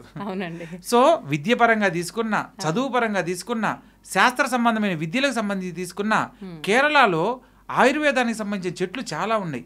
ఒక మనిషిని కట్టడి చేయడానికి కావచ్చు, ఒక మనిషిని ఉత్తమమైన పురుషుడిగా తయారు చేయడానికి కావచ్చు, సంపూర్ణమైన వ్యాధి నుంచి దీర్ఘాయుషుని పొందేటట్లు కానీ ప్రతి ఒక్కదానికి ప్రామాణికంగా మనకు కేరళలో దొరుకుతాయి.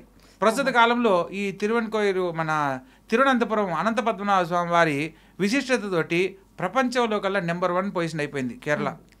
ఎందుకంటే మనం ఒక్కొక్క విషయాన్ని లోతుగా పరిశీలిస్తే ఇవన్నీ తెలుస్తాయమ్మా. ఇప్పుడు అనంత సంపద అనేది మనకు అనంత పద్మనాభ స్వామి ఆలయంలోనే బయటపడింది. చెప్పలేనంత బంగారము, చెప్పలేనంత ఐశ్వర్యము, రత్నాలు, మనులు మాణిక్యాలతో కూడిన సంపద అంతా ఆలయంలో ఉందని మనకు ఇప్పుడు తెలియజేయడం జరిగింది. కాబట్టి అటువంటి సందర్భంలో ఇతను అయ్యప్ప స్వామి మీద ఒక తాంత్రిక ప్రయోగాన్ని చేయిస్తాడు. ఎవరు? ఈ మంత్రి. ఆయనకి పట్టాభిషేకం జరగబోతుందన్న ఈర్ష్యతోటి అది జరగకుండా ఉండాలి అంటే ఈయన ఏదైనా వ్యాధిగ్రస్తుడు అన్న అవ్వాలి, ఆ సమయాన్ని అయినా తప్పించాలి. అందుకని తాంత్రిక పరిష్కారం చేయిస్తారు. అలా చేయించిన సందర్భంలో అంటే మనం పిలుచుకునే బ్లాక్ మ్యాజిక్ అన్నమాట. సో అలా చేయించినప్పుడు అంత శోభాయమానంగా అందాల బాలుడుగా ఉన్న అయ్యప్ప స్వామి శరీరం అలసట చెంది మంచాన పడే సమయం ఏర్పడుతుంది అనమాట. భగవంతులకు కూడా తప్పలేదు, ఎవరికైనా అవతార రహస్యం తెలుసుకునేంత వరకు మానవుడిగానే ఉంటుందమ్మా. అందువల్ల 10 ఏళ్ల వయసు ప్రాయం అప్పుడు ఇలా జరిగిన సందర్భంలో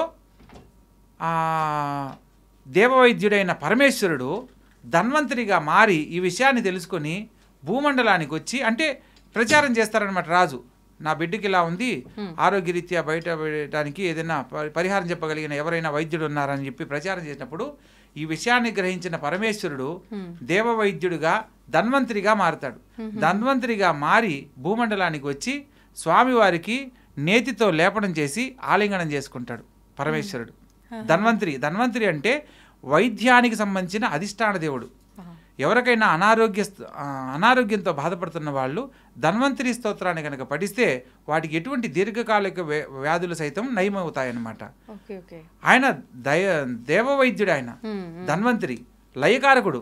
ఒక మనిషి ప్రాణం పోవాలని ధన్వంతరి కూడా బయటకు వచ్చింది. అవునమ్మా, అవునవును. ఆ ధన్వంతరిగా మారి ఈయనకు నేతితో లేపనం చేసి స్వామివారిని ఆలింగనం చేసుకుంటాడు. ఆ క్షణమే ఆయన యొక్క ఏదైతే తనలో ఆవహింపబడిన చెడు అనేది తొలగిపోయి దివ్య తేజస్సుతో కనపడ్డాడు. అందుకే స్వామిని మోహన రూప అయ్యప్ప అంటారు, మోహన బాల అయ్యప్ప అంటారు. అంటే మోహనం అంటే అందం ఒక స్థాయిని మించి కనబడడాన్ని మోహనం అంటారు. అంటే మోహనం అంటే ఆకర్షింపబడేంత, ఇంకా దాని తర్వాత ఇంకోటి లేదు అని చెప్పడానికి మోహనం అనే పదాన్ని వాడతారు. మోహన రూప అయ్యప్ప అని పాడేది కూడా అందుకనే. సో అక్కడి నుంచి ఆ స్వామివారి దివ్య తేజస్సుతో స్వామిని చూసేసరికి ఆ సందర్భంలో ఈశ్వరుడు ఆ బిడ్డకు ఒక అనుగ్రహాన్ని ఇస్తాడనమాట. ఆయన బిడ్డే కానీ అలా అంటే మానవ రూపంలో వచ్చాడు కాబట్టి ఒక వరాన్ని ఇస్తాడు. ఎవరైతే నిన్ను స్పర్శించిన, ధ్యానించిన, అభిషేకం నీకు నేతితో అభిషేకించిన వారికి సంపూర్ణమైన జీవితాన్ని నేను ఇస్తున్నాను అని చెప్పని నీ ద్వారా వాళ్ళకి కలుగుతుందని ఆయన అనుగ్రహించి అంతర్ధానం అవుతాడు పరమేశ్వరుడు. అందుకని నెయ్యితో అప్పటి నుంచి అభిషేకానికి సంబంధించి ప్రత్యేకంగా స్వామివారికి అభిషేకాలలో ఎన్నో రకాల ద్రవ్యాలు ఉన్నప్పటికీ కూడా నేతితోనే అభిషేకానికి చాలా ప్రాధాన్యత తెలియజేయడం జరిగింది. ఇప్పుడు విశేషమైతే నెయ్యితో ఎందుకనేది మాట్లాడుకున్నాం, కానీ నార్మల్గా ఏదో డబ్బాలో తీసుకెళ్ళొచ్చు, లేదంటే అక్కడికి వెళ్ళిన తర్వాత అయినా కొనుక్కొని వెళ్ళొచ్చు. ఇక్కడ నుంచే ఒక కొబ్బరికాయని తీసుకొని దాన్ని మొత్తం పీచు లేకుండా నీట్గా తీసేసి దాంట్లో నెయ్యిని నింపి దాన్ని మొత్తం క్లోజ్ చేసేసుకొని తీసుకెళ్లి దాంతో అక్కడ అభిషేకం చేస్తూ ఉంటారు. ముఖ్యంగా ఇక్కడ కొబ్బరికాయలోనే నింపుకొని వెళ్ళటానికి కారణం ఏంటండి? తప్పకుండా తెలియజేస్తానమ్మా. మనకు కేరళ ప్రాంతం మొత్తం కూడా కొబ్బరితోనే ఎక్కువ, కొబ్బరి చెట్లు మొత్తం అన్నిటికీ సంబంధించి ఇక్కడ మనం వంటకి ఏదైతే వాడతామో, వంటకి మనం ఈ పామాయిల్ ఇట్లాంటివి వాడతాం, అక్కడ కొబ్బరి నూనె ప్రామాణికంగా వాడతారు. ఒకటి సాంప్రదాయంలో అక్కడ కొబ్బరికాయకు ఒక ప్రాధాన్యత తెలియజేశారు, కానీ శాస్త్రోక్తంగా కొబ్బరికాయను శుభానికి అశుభానికి రెండింటికి వాడతారు. అంటే దాంట్లో ఉన్న ఆంతర్యం ఏంటంటే అమ్మా, స్వామివారికి మనం అభిషేకించే నెయ్యిని మనం తీసుకెళ్లేటప్పుడు ఎదురుగా ఎవరన్నా కాలం చేసిన వాళ్ళు ఎదురొచ్చారనుకోండి, అప్పుడు ఇది అపవిత్రం అయిపోతుంది, ఇది అభిషేకానికి పనికిరాదు. వాళ్ళు తాకబడలేదు, వాళ్ళకి ఎదురెళ్ళినా కూడా అది పనికిరాదు. ఒక మైలుతో ఉన్న వాళ్ళు ఎదురొచ్చినా దీనికి పవిత్రత కోల్పోతుంది మనకు తెలియకుండానే. అవును, అది అభిషేకానికి పనికిరాదు. మనం టెంకాయ ఇచ్చేటప్పుడు కింద పడితే ఇది వద్దండి వేరేది ఇవ్వండి అని అంటాం. అవును. సో టెంకాయ ఇప్పుడు వాడు వేసేటప్పుడు కింద ఎన్నో రకాల పడి ఉండొచ్చు, మనకి తెలీదు. కానీ మన చేతికి ఇచ్చేటప్పుడు కింద పడిందంటే మనకేదో తెలియని ఏమో దీనివల్ల ఏదో నైద్యమో, టెంకాయ కింద పడిపోయింది స్వామి, టెంకాయ నిలువు బయలింది స్వామి, మామూలుగా అడ్డం బయలాలి, ప్రతి ఒక్కటి సందేహాలే మన వాళ్ళకి. సో అందుకని ఏంటంటే స్వామివారికి సమర్పించే నెయ్యిని ఎంతో పవిత్రంగా తీసుకొని వెళ్ళాలి. పూర్వకాలంలో స్వామివారి దగ్గరగా ఉన్నవాళ్ళు వాళ్ళు తీసుకెళ్ళడానికి అనుకూలంగానే ఉండేది. కానీ మనం కొంత దూరం నుంచి వ్యయ ప్రయాసాలతో అక్కడ స్వామివారి దర్శనానికి తీసుకుని వెళ్ళేటప్పుడు ఆ నేతికి ఎటువంటి మైల తగలకుండా ఉండడానికి శాస్త్రోక్తంగా మనము చూడండి, మనం విత్తనం ఎక్కడో భూమిలో వేస్తే ఆ చెట్టు ఒక 30 అడుగుల హైట్లో పెరిగి ఆ పైన ఒక కాయగా మారి అందులో ఎవరూ పోయకుండా ఆ యొక్క తీర్థంలాగా జలం ఏర్పడుతుంది. సో ఎవరి వల్ల దానికి ఎటువంటి మైలో లేదనమాట. పైగా టెంకాయని మనం ముక్కంటికి సంకేతంగా మనము చెప్పుకుంటూ ఉంటాం, ఈశ్వరునికి సంకేతంగా. 3 కన్నులు కలిగింది ఈశ్వరుడు ముక్కంటి, దాంట్లో కూడా 3 కన్నులు ఉంటాయి, అందులో ఒకటి పెద్ద కన్ను 2 చిన్న కన్నులు ఉంటాయి. సో ముక్కంటికి సంకేతంగా దాన్ని తెలియజేస్తూ దాన్ని తీసుకొని దాంట్లో నీటిని ఒలికించేసి మొత్తం అందులో నేతిని నింపి అర్ఘ్యాన్ని పోస్తూ మళ్ళా ఒక బిరడాతోటి దాన్ని క్లోజ్ చేస్తామమ్మా, కార్క్ తోటి. అలా కార్క్తో బ్లాక్ చేసినప్పుడు ఏమవుతుంది, పోసిన నెయ్యి అలాగే దాంట్లో నిక్షిప్తమై ఉంటుంది, దానికి ఎటువంటి మైల తగలదు. ఎందుకు, ఇందాక మనం చెప్పుకున్నాం, పుణ్యకర్మలకు టెంకాయ వాడతాం, అశుభ కర్మలకు టెంకాయ వాడతాం, టెంకాయకి మైల లేదు అని చెప్పడానికే ఈ విషయం అనమాట. సో ఆ టెంకాయలో నారీగలంలో ఈ యొక్క అర్ఘ్యాన్ని నింపి స్వామివారికి అభిషేకం తీసుకుని వెళ్తాం. ఇలా తయారు చేయడాన్ని ముద్రకాయ అంటారు. ముద్రకాయ అంటారు. ఈ ముద్రకాయను తీసుకుని వెళ్ళి మనము శాస్త్రోక్తంగా ఇరుముడి 2 వైపులా ముడి కలిగినది అని దీంట్లో ఇరుముడి సాంప్రదాయాన్ని మనకు ఒకటి తెలియజేశారమ్మా. ఈ ఇరుముడిలో ఒక ప్రత్యేకత ఉంది. మనకు స్వామివారికి అభిషేకించవలసిన ద్రవ్యాలన్నీ ఒకవైపు, పూర్వకాలంలో ఇప్పుడంటే బస్సులు కార్లు అన్ని రకరకాలు ఉన్నాయి, పూర్వకాలంలో వనయాత్ర అంటే నడిచే వెళ్ళాల్సిందే. ఆ నడక మార్గంలో మనకి ఇప్పుడు లాగా స్టాల్స్ అట్లా ఏమి ఉండేవి కాదు. వీళ్ళు తీసుకొని వెళ్ళే పదార్థాలు ఏదన్నా ఉండేవి. ఆ తీసుకువెళ్ళే పదార్థాలు 2వ మూటలో పెట్టుకునేవాళ్ళు, ఇరుముడి. ఒక దాంట్లో స్వామివారి ద్రవ్యాలు, ఒకవైపు తీసుకొని వెళ్ళాల్సిన ద్రవ్యాలు అంటే భుజించడానికి వీళ్ళకి సంబంధించి తీసుకొని ముడిగట్టి దాన్ని ఇరుముడిగా తీసుకొని వెళ్ళి పంబానది దగ్గరికి వెళ్ళినప్పుడు ఇరుముడి దీక్ష అంటే అక్కడ ఇరుముడులన్నీ కిందకి దించి పంబానదిలో స్నానం ఆచరించి పంబ సద్ది చేసేవాళ్ళు. అంటే అక్కడ ఇరుముళ్ళు ఇప్పి రెండవ మూటలో ఉన్న పదార్థాలను వండి భుజించి అక్కడ నిద్ర చేసి మరుసటి రోజు తెల్లవారుజామున బయలుదేరేవాళ్ళు. ఖచ్చితంగా ఉంది ఆ సాంప్రదాయం. కానీ ప్రస్తుత కాలంలో పెరిగిన జనాభాలకు జస్ట్ వెళ్ళి దర్శనం చేసుకుని వచ్చే లోపలే అక్కడ అంటే నిలబడ్డానికి కూడా స్థలం లేనంత ఇదిగా కిక్కిరిసిపోయిన జనంతో ఉంటుందన్నమాట. దగ్గర దగ్గర 5 కోట్ల జనాభా వరకు వస్తున్నారమ్మా ప్రతి సంవత్సరము. అందువల్ల ఇంత జనాభా పెరిగిపోయేసరికి వసతులు అన్ని రకాలుగా లేకపోయినందువల్ల దర్శనం చేసుకొని నేరుగా వచ్చేయడం జరుగుతుంది. పంబలో ఉండి పంబ సద్ది జరిపి మళ్ళా స్నానమాచరించి సంధ్యా సమయంలో పంబయల్ విళక్కు అనే పేరుతో, విళక్కు అంటే దీపాల సమూహం, ఒక 3 అరటిపోదలతో ఒక దీపాల వరుసను తయారు చేసి నీటిలో, ఎందుకంటే ఈ అరటిపోదలన్నీ ఏంటి నీళ్ళల్లో మునగవు అనమాట. సో దానివల్ల దాని మీద దీపాలు పెట్టి ఈ యొక్క పంబా నదిలో వదిలేవాళ్ళు. దాన్ని పంబైలు విళక్కు, అదే దానికి సంకేతమే. ఈ యొక్క కార్తీక మాసంలో దీపానికి చాలా విశిష్టత ఉంది. దీపం జ్యోతి పరబ్రహ్మం దీపం జ్యోతి పరాయణి దీపేన హరతే పాపం సంధ్యాదీపం సరస్వతి సంధ్యాదీపం నమోస్తుతే.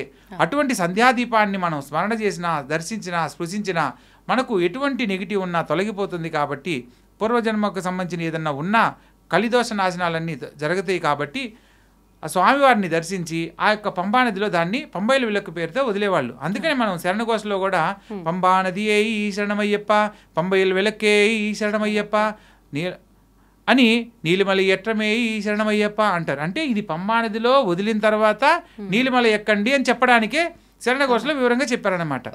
నీలిమల ఎట్రం, అప్పాచిమేడు, శబరిపీఠం, శరంగుత్తియాలే, భస్మక్కులమే. శరంగుత్తి వరకు వెళ్ళిన తర్వాత మనం భస్మక్కులంకు వెళ్ళి అక్కడ ఆ నదిని ప్రోక్షణ చేసుకొని ఆ నీటిని అప్పుడు 18 దగ్గరికి రావాలి. కానీ ఇప్పుడు పెరిగిన జనాభాకి పంబ అది వాళ్ళు వెళ్ళొచ్చు వెళ్ళకపోవచ్చు, అది వాళ్ళ ఇష్టం. నేరుగా స్వామివారి దర్శనానికి టర్నింగ్ చేసేసి స్వామి దర్శనానికి పంపించేస్తున్నారు అనమాట క్యూని. సో అంటే తర్వాత దర్శించుకోవచ్చు అనే ఇదితోటి మార్చారనమాట. భస్మక్కులం 18 నెయ్యాభిషేక ప్రియునే. 18 దర్శించి మనం 18 మెట్లు ఎక్కగానే మనసు ఫస్ట్ మనకు కనబడేది నెయ్యాభిషేక రూపంలో స్వామివారి దివ్య రూపం దర్శనమిస్తుంది. ఆ తర్వాత నెయ్యాభిషేకం అయిపోయిన తర్వాత మనకు కర్పూర జ్యోతిలో స్వామివారి దర్శనమిస్తారు. అప్పుడు మనకు ఆయన జ్యోతిస్వరూపుడుగా దర్శనమిస్తాడు. అంటే లోపల మొత్తం అంతా దీపాల వెలుగులోనే స్వామి కనపడతారమ్మా. అప్పుడు ఈ కర్పూరాన్ని ఎక్కువగా వెలిగించినప్పుడు ఏమవుతుందంటే ఆ కాంతిలో ఆయన ఒక దివ్య జ్యోతిలాగా కనబడతాడు. అందుకనే జ్యోతి స్వరూపనే ఈ శరణమయ్యప్ప అంటాం. అక్కడి నుంచి మనం మళ్ళీ తిరిగితే అంటే వెనక్కి తిరిగినప్పుడు ఎదురుగా కనబడేది పొన్నమ్మల మేడు. ఆ పొన్నమ్మల మేడు మీద స్వామివారు మొట్టమొదట పందల రాజుకు పంబాబాలుడిగా అతనికి దొరికిన ప్రదేశం అన్నమాట. పందల రాజుకి పందలరాజు అయిన ఈ రాజశేఖరుడికి బాలమణికంఠుడి రూపంలో మెడలో మణిమాలను ధరించి దర్శనమిచ్చిన ప్రదేశము పొన్నమలమేడు. ఈరోజు కూడా అక్కడే జ్యోతి రూపంలో ప్రతి సంవత్సరము మకర సంక్రాంతి నాడు సంధ్యా సమయంలో ఆకాశంలో వండర్ ఏంటంటమ్మా, మనం ప్రతిరోజు నక్షత్రాలను ఆకాశంలో చూస్తుంటాం. కార్తీక మాసంలో మనం భోజనం చేసేదాన్ని, ఉపవాసం ఉండి భోజనం చేసేదాన్ని నక్తము అంటారు. అంటే నక్షత్ర దర్శనం చేసిన తర్వాత చేసే భోజనం అనమాట. అక్కడ ఈ యొక్క శబరిమలలో ఉన్న ప్రత్యేకత మకర సంక్రాంతి నాడు సంధ్యా సమయంలో ఆకాశంలో మనం చూసినప్పుడు ఒక్క నక్షత్రం కూడా ఉండదమ్మా. ఒకే ఒక్క నక్షత్రం జ్యోతి ఎక్కడైతే మనకు దర్శనమిస్తుందో దాని పై భాగంలో ఉత్తరా నక్షత్రం పేరుతో ఒక వెలుగుతో కలబడుతూ ఉంటుంది. ఆ ఒక్క నక్షత్రం వచ్చి తర్వాత జ్యోతి దర్శనం అయిపోయిన తర్వాత మిగతా నక్షత్రాలన్నీ వస్తాయి. ఆ రోజు మాత్రం ఆ వండని చూడొచ్చు. ఇప్పుడు ఎన్నో రకాల కల్పితాలు జరుగుతున్నాయి. అది జ్యోతి నిదర్శనం కాదు, లేకపోతే అదంతా బూటకమని చెప్తున్నారు ట్రావెన్కోర్ వాళ్ళు. సో దాని కొన్నిటికి ఆ యొక్క ఆచారాన్ని కొనసాగించడానికి చేస్తున్నామని కూడా ఒప్పుకున్నారు. కానీ ఎవరు ఎన్ని ఒప్పుకున్నా దైవ సంకల్పంతో జరిగిన విధానంలో ఆకాశంలో కనబడే నక్షత్రం మాత్రము అది రియల్గానే అది భగవద్ అనుగ్రహంతో జరుగుతుందమ్మా. అక్కడి నుంచి ఆ సందర్భంలో జ్యోతి వచ్చిన తర్వాతే మిగతా నక్షత్రాలన్నీ మనం చూస్తాం. ఎందుకంటే ఒకవేళ వీళ్ళు జ్యోతిని సృష్టించవచ్చు, ఆకాశంలో నక్షత్రాన్ని సృష్టించలేరు కదా. మనకు కనబడితే నక్షత్రాలన్నీ ఒకేసారి కనబడాలి. కానీ ఉత్తరా నక్షత్రం ఫస్ట్ దర్శనమిచ్చిన తర్వాత మాత్రమే మిగతా నక్షత్రాలన్నీ మనం చూడగలం. ఈ యొక్క విషయం అది ఆ సందర్భంలో మాత్రమే మనం మకర జ్యోతి దర్శనానికి వెళ్లే వాళ్లకు ఈ యొక్క అనుభూతి ఖచ్చితంగా గమనిస్తే మాత్రము ప్రతి ఒక్కరూ అయ్యప్ప స్వామి అనుగ్రహాన్ని సంపూర్ణంగా పొందిన వాళ్ళు అవుతారమ్మా. ఓకే, ఇప్పుడు ఇందాక మీరు కొబ్బరికాయ విషయం మాట్లాడినప్పుడు కొబ్బరికాయ ఇలా పలిగింది, అలా పలిగింది, ఎలా అయితే అది పగిలిందో దాన్ని బట్టి మనము ప్రతి ఒక్కటి కూడా డిసైడ్ చేసుకుంటాం. అంటే ఇలా పగిలిందంటే ఇది జరుగుతుంది, శుభమనో అశుభమనో రకరకాలుగా. ఇక్కడ స్వామివారికి తీసుకెళ్లే ఆ నెయ్యి అభిషేకం కోసం మనము కొబ్బరిలో తీసుకెళ్తాము. అక్కడికి వెళ్ళిన తర్వాత స్వామికి అభిషేకం చేసేటప్పుడు కొన్నిసార్లు అది మనం ఎలా పోసామో అలా లిక్విడ్ రూపంలోనే ఉంటుంది, కొన్నిసార్లు గడ్డగట్టిపోతుంది. అయితే ఈ దీక్షలో వెళ్ళిన భక్తులు ఆలోచించే విధానం కూడా అంటే ఎలా ఉంటుందంటే, ఇది ఇలా ఉంది ఎందుకు, అలా ఉండాలి, మామూలుగా నెయ్యి అయితే గడ్డగడుతుంది కదా, మరి గడ్డగట్టిన దాంతో అభిషేకం చేస్తున్నా, గడ్డగట్టిందంటే శుభమా, ఇది శుభమా అని వాళ్ళకి వాళ్ళు ఒకరికొకరు పోల్చుకోవడం అనేది మొదలు పెడతారు. అసలు ఏంటి వాస్తవం అండి? చెప్తాను మా వివరంగా తెలియజేస్తాను. ఇక్కడ మనం అసలు ఫస్ట్ టెంకాయని కొట్టడంలో ఉన్న ఆంతర్యం ఏంటంటే, టెంకాయ పైన ఒక పెంక్ అనేది మనలో ఉన్న అహంకారానికి, అజ్ఞానానికి సంకేతం అమ్మా. మనకు మనసుకి సంకేతం తెలుపు. అందుకని బయట ఎప్పుడైతే భగవంతుడి ముందు మనం చేతులు జోడించి శిరస్సు వంచి ఈ యొక్క టెంకాయని కొట్టినప్పుడు మన అహంకారాన్ని పోగొట్టుకొని మన యొక్క స్వచ్ఛమైన మనసుతో స్వామివారిని మనం నాలో అహంకారాన్ని పోగొట్టుకున్నానని చెప్పడానికే ఈ సంకేతంగా ఈ టెంకాయని మనం కొడతాం. ఇక్కడ మీరు ఒక మంచి ప్రశ్న అడిగారు. ఈ ప్రస్తుత కాలంలో గురుస్వాములుగా ఉన్నవాళ్ళు 5వ సారి 7వ సారి వెళ్ళిన వాళ్ళు నేను గురుస్వామి అని చెప్తూ ఉంటారు. గురుస్వామి అని అంటే తెలుసుకోవాల్సినవి చాలా ఉన్నాయమ్మా. అయ్యప్ప స్వామి వారి అవతార రహస్యాలు మనం ఎంతవరకు తెలుసుకున్నా కూడా ఇంకా తెలుసుకోవాల్సింది కొంత ఉంటూనే ఉంటుంది. ఇక్కడ అయ్యప్ప స్వామి దర్శించిన సందర్భంలో నేతిని మనం ఇరుముడి సాంప్రదాయంలో చాలా విశిష్టతగా తీసుకుని వెళ్తాము. స్వామివారిని దర్శించిన తర్వాత గురుస్వామి ఒక చోట అందరినీ కూర్చొని పెట్టేసి, కన్య స్వాములు ఉంటారు, కత్తి స్వాములు ఉంటారు, దాంట్లో ముందు వెనక అందరు స్వాములు ఉంటారు. ఫస్ట్ చిన్న చిన్న పిల్లలు మణికంఠ స్వాములు ఉంటే వాళ్ళ ఇరుముడి తీసుకుంటారు, తర్వాత కన్య స్వామి, ఇట్లా ఆర్డర్ వైజ్గా ఒక్కొక్క టెంకాయని పగలగొట్టి దాంట్లో ఉన్న నేతినంతా ఒక పెద్ద గిన్నెలో ఏర్పాటు చేస్తారమ్మా. ఈ గిన్నెలో పోసేటప్పుడు ఒక ప్రత్యేకంగా అందరూ చెప్పుకునే ఒక అంశం మీరు అడిగినదే వివరంగా చెప్తాను. ఈ నేతిని కొట్టి పగలగొట్టేటప్పుడు ఎవరికైతే ఇప్పుడు మణికంఠ స్వామి అంటే ఈ ఇరుముడి కట్టే సాంప్రదాయంలో కూడా ఫస్ట్ ఇరుముడి వాళ్ళకే కడతారు.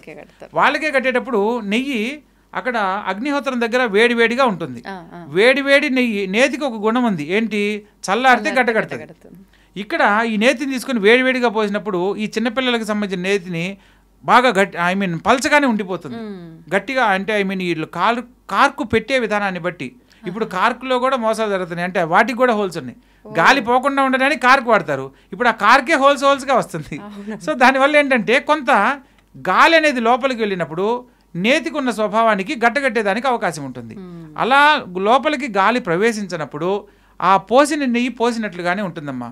వీటన్నింటినీ ఒక్కొక్క టెంకాయని పగలగొట్టి దాంట్లో పోసేటప్పుడు పక్కన ఉన్న స్వాములందరూ వీళ్ళ అపోహ ఏంటంటే, ఒరే పల్చగా ఉంది ఏంది, నేను నిష్ట సరిగా లేదా అంటే ఒక స్వామి అంటాడనమాట, పోయిన సంవత్సరం అతనిది నెయ్యి గడ్డగా రౌండ్గా పడి ఉంటుంది, పోయిన సంవత్సరం స్వామి నాది రౌండ్గా ఉంది, నెయ్యి అట్నే గడ్డగట్టింది, టెంకాయ కొబ్బరి చిప్పలో మోములాగే పడిపోయింది, స్వామివారికి నేను అభిషేకానికి వెళ్ళాను, చాలా బాగా చేశాను నిష్ట అని అంటాడు.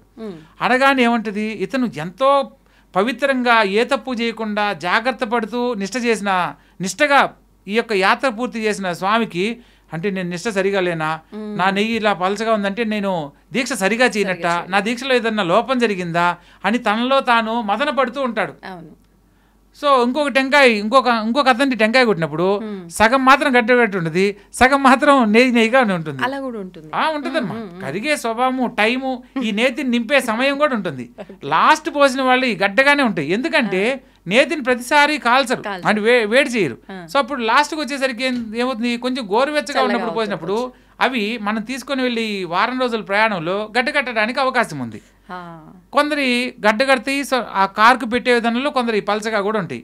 అలా ఉన్నప్పుడు సగం ఉండి అరే నేను సగమే చేశానేమో దీక్ష, నా సగం ఏదో లోపం చేశాను నేను అని తనలో తను అనుకుంటాడు. ఈ పక్కన ఈ స్వాముల వల్ల ఏమవుతుందంటే, ఈ టెంకాయని ఇలా కొట్టి పగలడం వల్ల సగం నీళ్లుగా ఉంటే దీక్ష లేనట్టు, గడ్డగడితే దీక్ష అమితంగా ఉన్నట్టు, అసలు దీనికి సంబంధమే లేదమ్మా.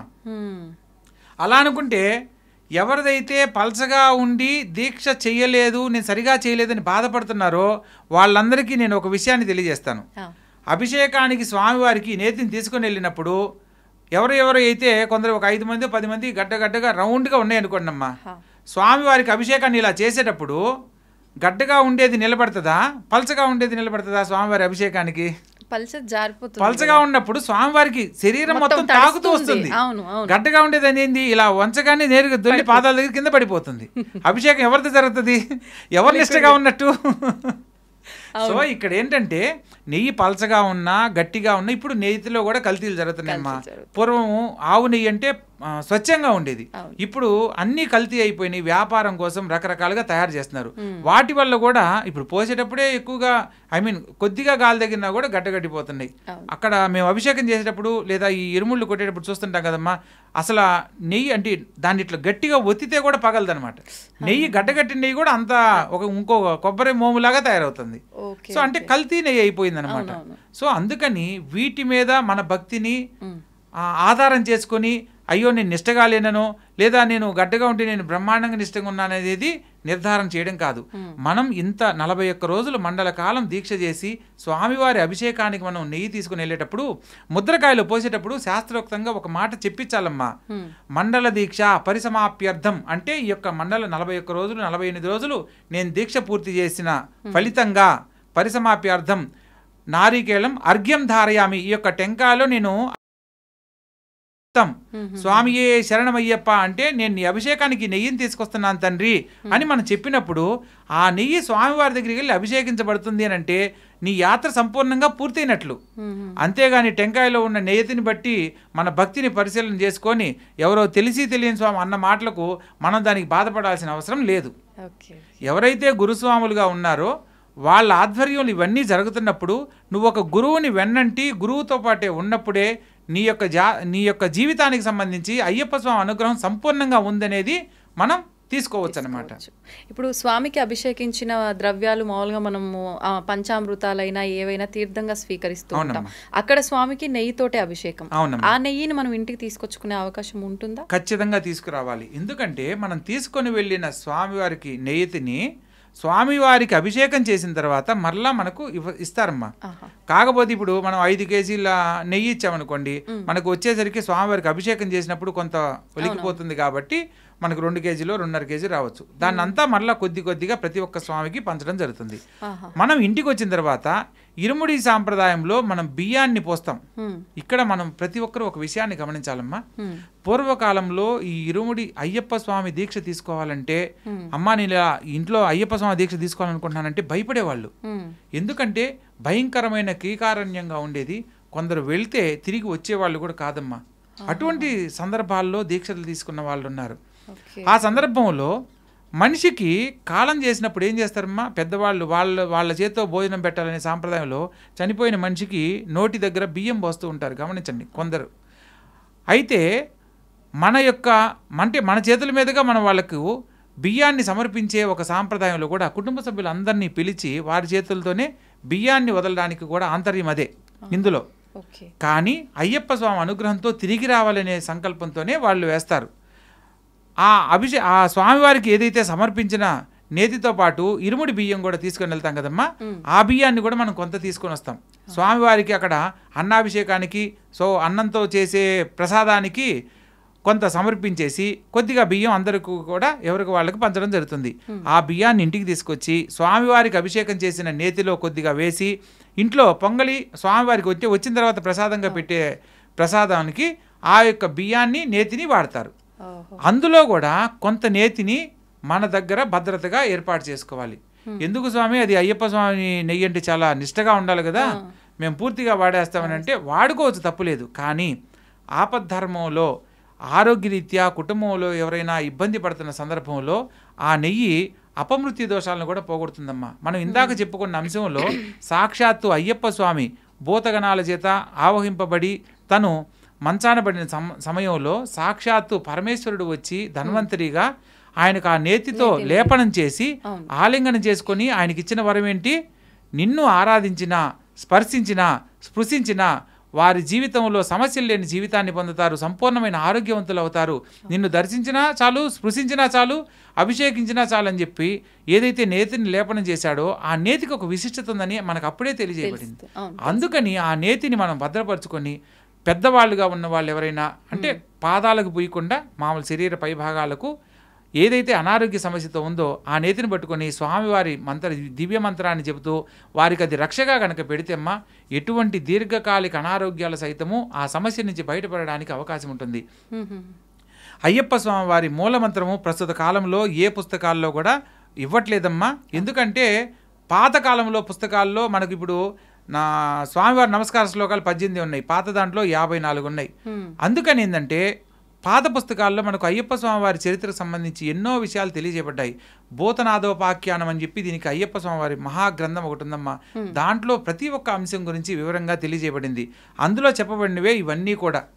మనం తెలుసుకుంటున్న ప్రతి ఒక్క అంశం కూడా భూతనాదోపాఖ్యానంలో చెప్పబడినవి. అందుకని ఈ యొక్క నేతిని స్వామివారికి సమర్పించేటప్పుడు ఓం గ్రూం నమః పరాయ గోప్త్రే నమః మంత్రం మరొకసారి, ఓం గ్రూం నమః పరాయ గోప్త్రే నమః, GHROOM గ్రూం నమః పరాయ గోప్త్రే GOPREY గోప్త్రే నమః. ఇలా ఎవరైతే స్వామివారి దివ్య మంత్రాన్ని ప్రతినిత్యము అయ్యప్ప స్వామివారి దీక్ష చేసుకొనే చెయ్యాలని ఏ నియమం లేదమ్మా. ఎవరైతే వారి కుటుంబంలో ఏదైతే కష్టంలో ఉన్నారో ఆ కష్టం గురించి స్వామివారికి చెప్పుకొని ఈ యొక్క దివ్య మంత్రాన్ని ప్రతినిత్యము గనక స్మరణ చేస్తున్నా వాళ్ళు ఆ యొక్క కష్టం నుంచి బయటపడతారు. అయ్యప్ప స్వామివారి అవతార రహస్యంలో మనం తెలుసుకోవాల్సిన ఏంటి, ధర్మశాస్త్ర అంటే ఏంటి, ధర్మాన్ని శాసించేవాడు. మనం ఈ దీక్షా నియమాల్లో ఆచరించవలసింది ఏంటి, ధర్మానికి నేను కట్టుబడి ఉంటున్నాను స్వామి అని చెప్తూ మండల కాలాన్ని మనం ఆచరిస్తూ ఉన్నాం. ఎప్పుడైతే నువ్వు ధర్మానికి కట్టుబడి ఉన్నావో భగవంతుడు నీకు కట్టుబడి ఉంటాడు. అయ్యప్ప స్వామి అవతార రహస్యంలో చెప్పబడింది అదే. ఎప్పుడైతే నువ్వు ధర్మానికి కట్టుబడి ఉంటే నీ వల్ల తప్పు జరగనప్పుడు నీ కుటుంబంలో ఏదైతే శుభం జరగాలో అది నా అనుగ్రహంతో నీకు సంపూర్ణంగా జరుగుతుందని అయ్యప్ప స్వామి వారు దీంట్లో వివరంగా తెలియజేశారు. కాబట్టి మనము అందుకనే గురుస్వాములతో పాటే మనం అనుసరించాలని చెప్పడానికి ప్రధాన ఉద్దేశం అమ్మా. ఇప్పుడు మనకై మనం చేసే వాటిలో కొన్ని తెలిసి చేయొచ్చు, కొన్ని తెలియక చేయొచ్చు. అదే గురువుల ఆధ్వర్యంలో కనుక మనం చేసేదానికి ఎటువంటి పొరపాటు జరగదు.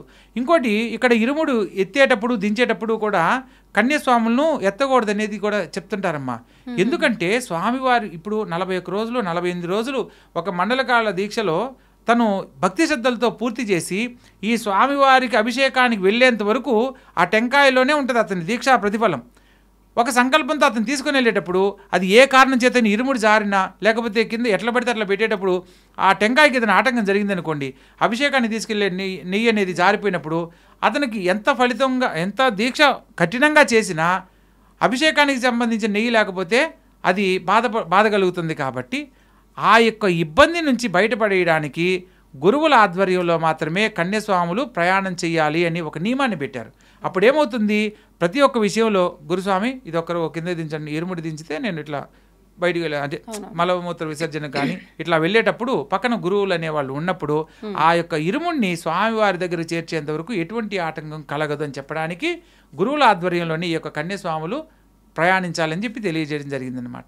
ఇప్పుడు మీరు అన్న తర్వాత నాకు ఒకటి అడగాలనిపిస్తుంది. మామూలుగా దీక్షలో ఉన్నప్పుడు వాష్రూమ్స్ యూజ్ చేసినా కూడా స్నానం చేయాల్సిందే, కాళ్ళు కడుక్కోవాల్సిందే అంటారు. ఇప్పుడు ఇలా ఇరుమురు తీసుకొని వెళ్తున్నప్పుడు ఎంతో దూరం ప్రయాణిస్తుంటారు. ఇలా మరి వాటి కోసం వెళ్ళి వచ్చిన తర్వాత మళ్ళీ కాళ్ళు కడుక్కునే సౌలభ్యం ఉంటుంది ఉండదు, అలాగే మరి ఇరుమురిని తీసుకుంటారు, అది తప్పులేదంటారా? కరెక్ట్ అమ్మా, మీరు అడిగింది మంచి ప్రశ్న. కానీ అక్కడ ఏంటంటే అమ్మా, ప్రస్తుత కాలంలో అయితే ఆ ఇబ్బంది లేదు. ప్రతి చోట ఈ యొక్క మలమూత్ర విసర్జనకు సంబంధించిన కొన్ని కేంద్రాల్లాగా ఏర్పాటు చేయడం జరిగింది పాదయాత్రలో. సో వాటి వల్ల దీక్షా సమయంలో మన దగ్గర గురువులు ఉన్నప్పుడు ఆ ఇరుముడి వాళ్ళ దగ్గరకు ఇచ్చి వాళ్ళు వెళ్ళి మలమూత్ర విసర్జన ఏదైనా చేయండి. మూత్రానికి వెళ్తే కాళ్ళు కడుక్కుంటే సరిపోతుంది. ఇంకా వాష్రూమ్ కనుక వెళ్తే స్నానం ఆచరించిన తర్వాత మాత్రమే మాలధారణ ఈ యొక్క ఇరుముడిని మళ్ళీ శిరోధారణ చేయాలి. అందుకని అప్పటిదాకా ఎవరైతే వాళ్ళతో పాటు ఉన్నారో వాళ్ళు ఒకవేళ స్నానం చేయడానికి నీళ్లు లేవనుకోండి, వీళ్ళతో పాటు వచ్చిన తోడు ఎవరైతే స్వామి ఉంటారో వాళ్ళ ఇరుముడిని తీసుకొని వస్తారనమాట. ఇప్పుడు మీరు ఒక మంత్రం చెప్పారు. మామూలుగా మంత్రాల విషయానికి వస్తే సాధారణంగా దీక్ష విషయంలో కాకుండా గురువు ఉపదేశం లేనిదే మంత్రం చేయకూడదు. మంత్రం తీసుకున్నామంటే అది ఒక జపం లాగా చెయ్యాలి. ఈ మంత్రానికి అదంతా అవసరం లేదంటారా? ఖచ్చితంగా ఉంటుందమ్మా. నేను చెప్పడానికి గల ఆంతర్యం ఏంటంటే ప్రతి ఒక్కరికి కూడా స్వామివారి దివ్య విశిష్టతను తెలుసుకోవాలి అని అంటే ఒక గురు సముఖంగానే జరగాలి. నేను 31 యాత్రను పూర్తి చేశాను లాస్ట్ ఇయర్ తోటి. అందుకని ఒక సంకల్పంతో నా గురువులు నాకు ఏదైతే తెలియజేశారో కొత్తగా దీక్ష తీసుకుంటున్న వాళ్లకు ఆచరిస్తున్న స్వాములకు ఈ యొక్క విషయం కనుక తెలియకపోతే తెలియజేయాలన్న సంకల్పంతోనే నేనే చెప్పడం జరిగింది. అది గురు సముఖంగా వినినా కూడా ఆ యొక్క ఫలితాన్ని వినిన దాన్ని చదవడం వల్ల కూడా గురువు దగ్గర ఏదైతే మంత్రోపదేశం తీసుకుంటే ఎటువంటి ఫలితం కలుగుతుందో అదే ఫలితం ప్రతి ఒక్కరికి కలుగుతుంది. పుస్తకాల్లో చూసి చదివేటప్పుడు మంత్రం కరెక్ట్ అయ్యి ఉండొచ్చు, కానీ వాళ్ళు ప్రింట్ చేసేటప్పుడు కనుక తప్పు కనుక ఉందనుకోండి తప్పు చదువుతారు. దీన్ని గురు సముఖంగా ఎందుకు చేయమంటారంటే ఇందుకే. పుస్తకాలు అనేవి ఇప్పుడు ఆధారపూరితంగా ప్రింట్ చేసేటప్పుడు ఒక అక్షరం తప్పు పోతే అక్షరమే మారిపోతుంది. మీకు ఉదాహరణకు ఒక మహా తపస్వి చండీ యాగాన్ని విశేషంగా చేసేవాడు. చండీ యాగంలో అతను ఎవరికి పూజ చేసినా కూడా అందరికీ బ్రహ్మాండం కలిసి వస్తుంది. కానీ అతని కుటుంబంలో పెళ్లి చేసుకున్న ప్రతిసారి భార్య ఒక నెలకి అలా మరణిస్తుండేది. 6 సార్లు అలా మరణిస్తుంది. 7వ సారి కూడా పెళ్లి చేసుకుంటాడు. పెళ్లి చేసుకున్న సందర్భంలో ఈ యొక్క చండీ యాగాన్ని సప్తశతి 700 శ్లోకాలు గలదనమాట. ఒకసారి అతనికి తానే ప్రశ్నించుకుంటాడు, తల్లి నేను ఎవరికి పూజ చేసినా వాళ్ళందరికీ కూడా ఎంతో గొప్పగా కలిసి వస్తుంది, మరి నా కుటుంబంలో నాకు ఎందుకు కళ్యాణాలకు సంబంధించి ఇన్నిసార్లు దోషం కలిగింది, నేను నిన్నే ఆరాధిస్తున్నాను, నేను ఇంత భక్తితో నీకు పూజ చేస్తున్నాను, మరి నా విషయంలో నాకు ఇట్లా భార్య గతించడానికి కారణం ఏంటి అని చెప్పి అమ్మవారిని వేడుకుంటాడు. అమ్మవారు అప్పుడు ఒక దివ్యవాణి రూపంలో, ఇప్పుడు నేను నీ ఆధ్వర్యంలో ఒక దివ్యవాణి రూపంలో వింటున్నాను ఆయన, నువ్వు చదివేదంతా మళ్ళీ ఒకసారి చదవమని చెప్తుంది. ఆ చదివే దాంట్లో భార్యాం రక్షతు అని చదవాల్సిన చోట భార్యాం భక్షతు అని చదువుతాడు. భక్షణం అంటే ఏంటి? సమర్పించడం. అంటే అమ్మ నీకు ప్రసాదంగా నివేదంగా ఇస్తున్నాను అని. ఇక్కడేంటి, వాళ్ళు ఏ సంకల్పంతో చదివారో అదే ఫలితం ఇస్తుంది అమ్మవారు. నాకు అష్టైశ్వర్యాలు ఇమ్మంటే అష్టైశ్వర్యాలు ఇస్తుంది. ఆ చదివే దాంట్లో పొరపాటు ఉంటే నెగిటివ్ కూడా అలాగిస్తుంది. సో అప్పుడు ఆయనకి ఆ విషయం భార్యాం భక్షిత అంటే దాని అర్థం తెలుసు ఆయన అంటది. అక్కడ రక్షిత అంటే కాపాడబడేది, భక్షిత అంటే భుజించబడేది. సో అంటే ఇక్కడ నేను చదివే మంత్రము అది తప్పు. ఇప్పుడు ఒక గురువు ఒక విద్య నేర్పేటప్పుడు శిష్యుడు తప్పు చేసినా నేర్పిన గురువుకు తప్పు వస్తుంది.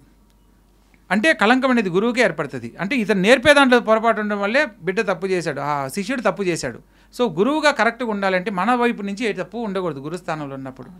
ఇక్కడ తను చదివే దాంట్లో ఆ పొరపాటు వల్ల మాత్రమే తన భార్యను కోల్పోయాడు. ఆ తర్వాత నుంచి తనకు ఎప్పుడైతే తెలుసుకున్నాడో ఆ తర్వాత సంపూర్ణంగా సతీ సమేతంగా చండీ యాగంలో పాల్గొని అందరికీ సంపూర్ణమైన జీవితాన్ని ఇవ్వడం జరిగిందనమాట.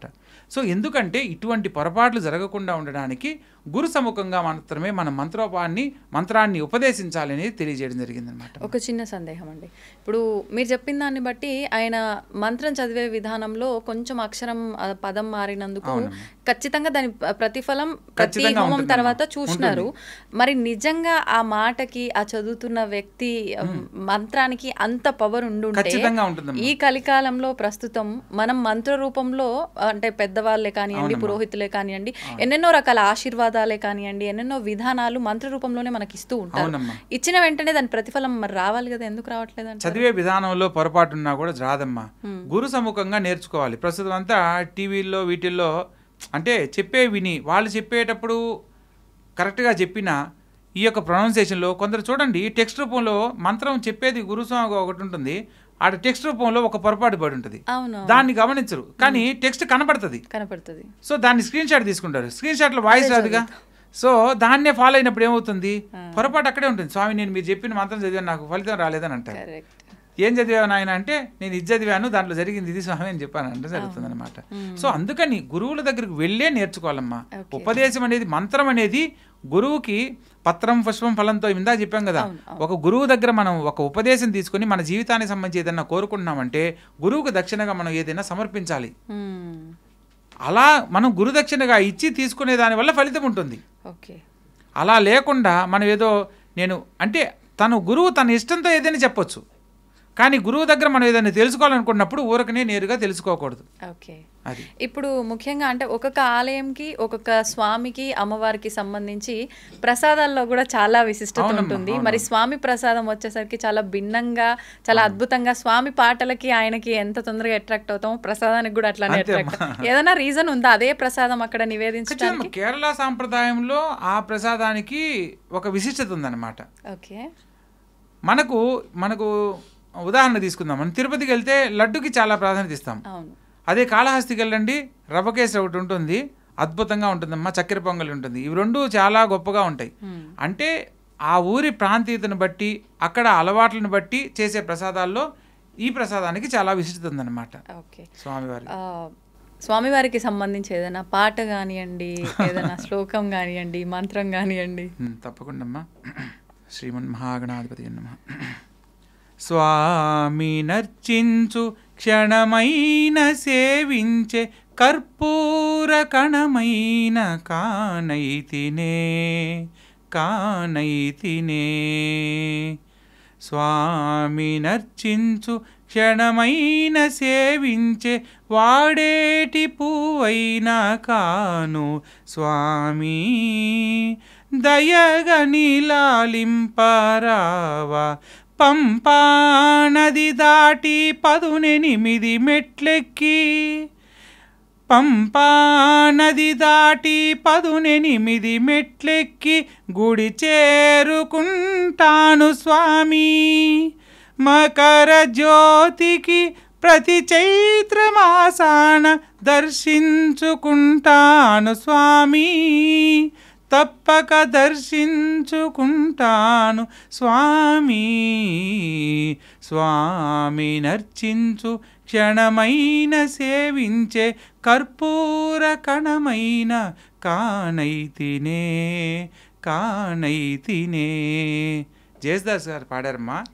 అంటే నేను ఎన్నో పనులు చేస్తూ ఉన్నాను, భగవంతుని ముందు స్వామిని అర్చించే క్షణమైన పారాడే అంటే స్వామి దగ్గర దీపం కర్పూరం వెలిగిస్తాం కదమ్మా, ఒక్క క్షణం తండ్రి నీ ముందు నేను అలా వెలిగినా చాలు నీ దివ్యమంగళ రూపాన్ని నేను చూచి తరించిపోతాను అని చెప్పే మాటను పాట రూపంలో ఇలా పాడాడు.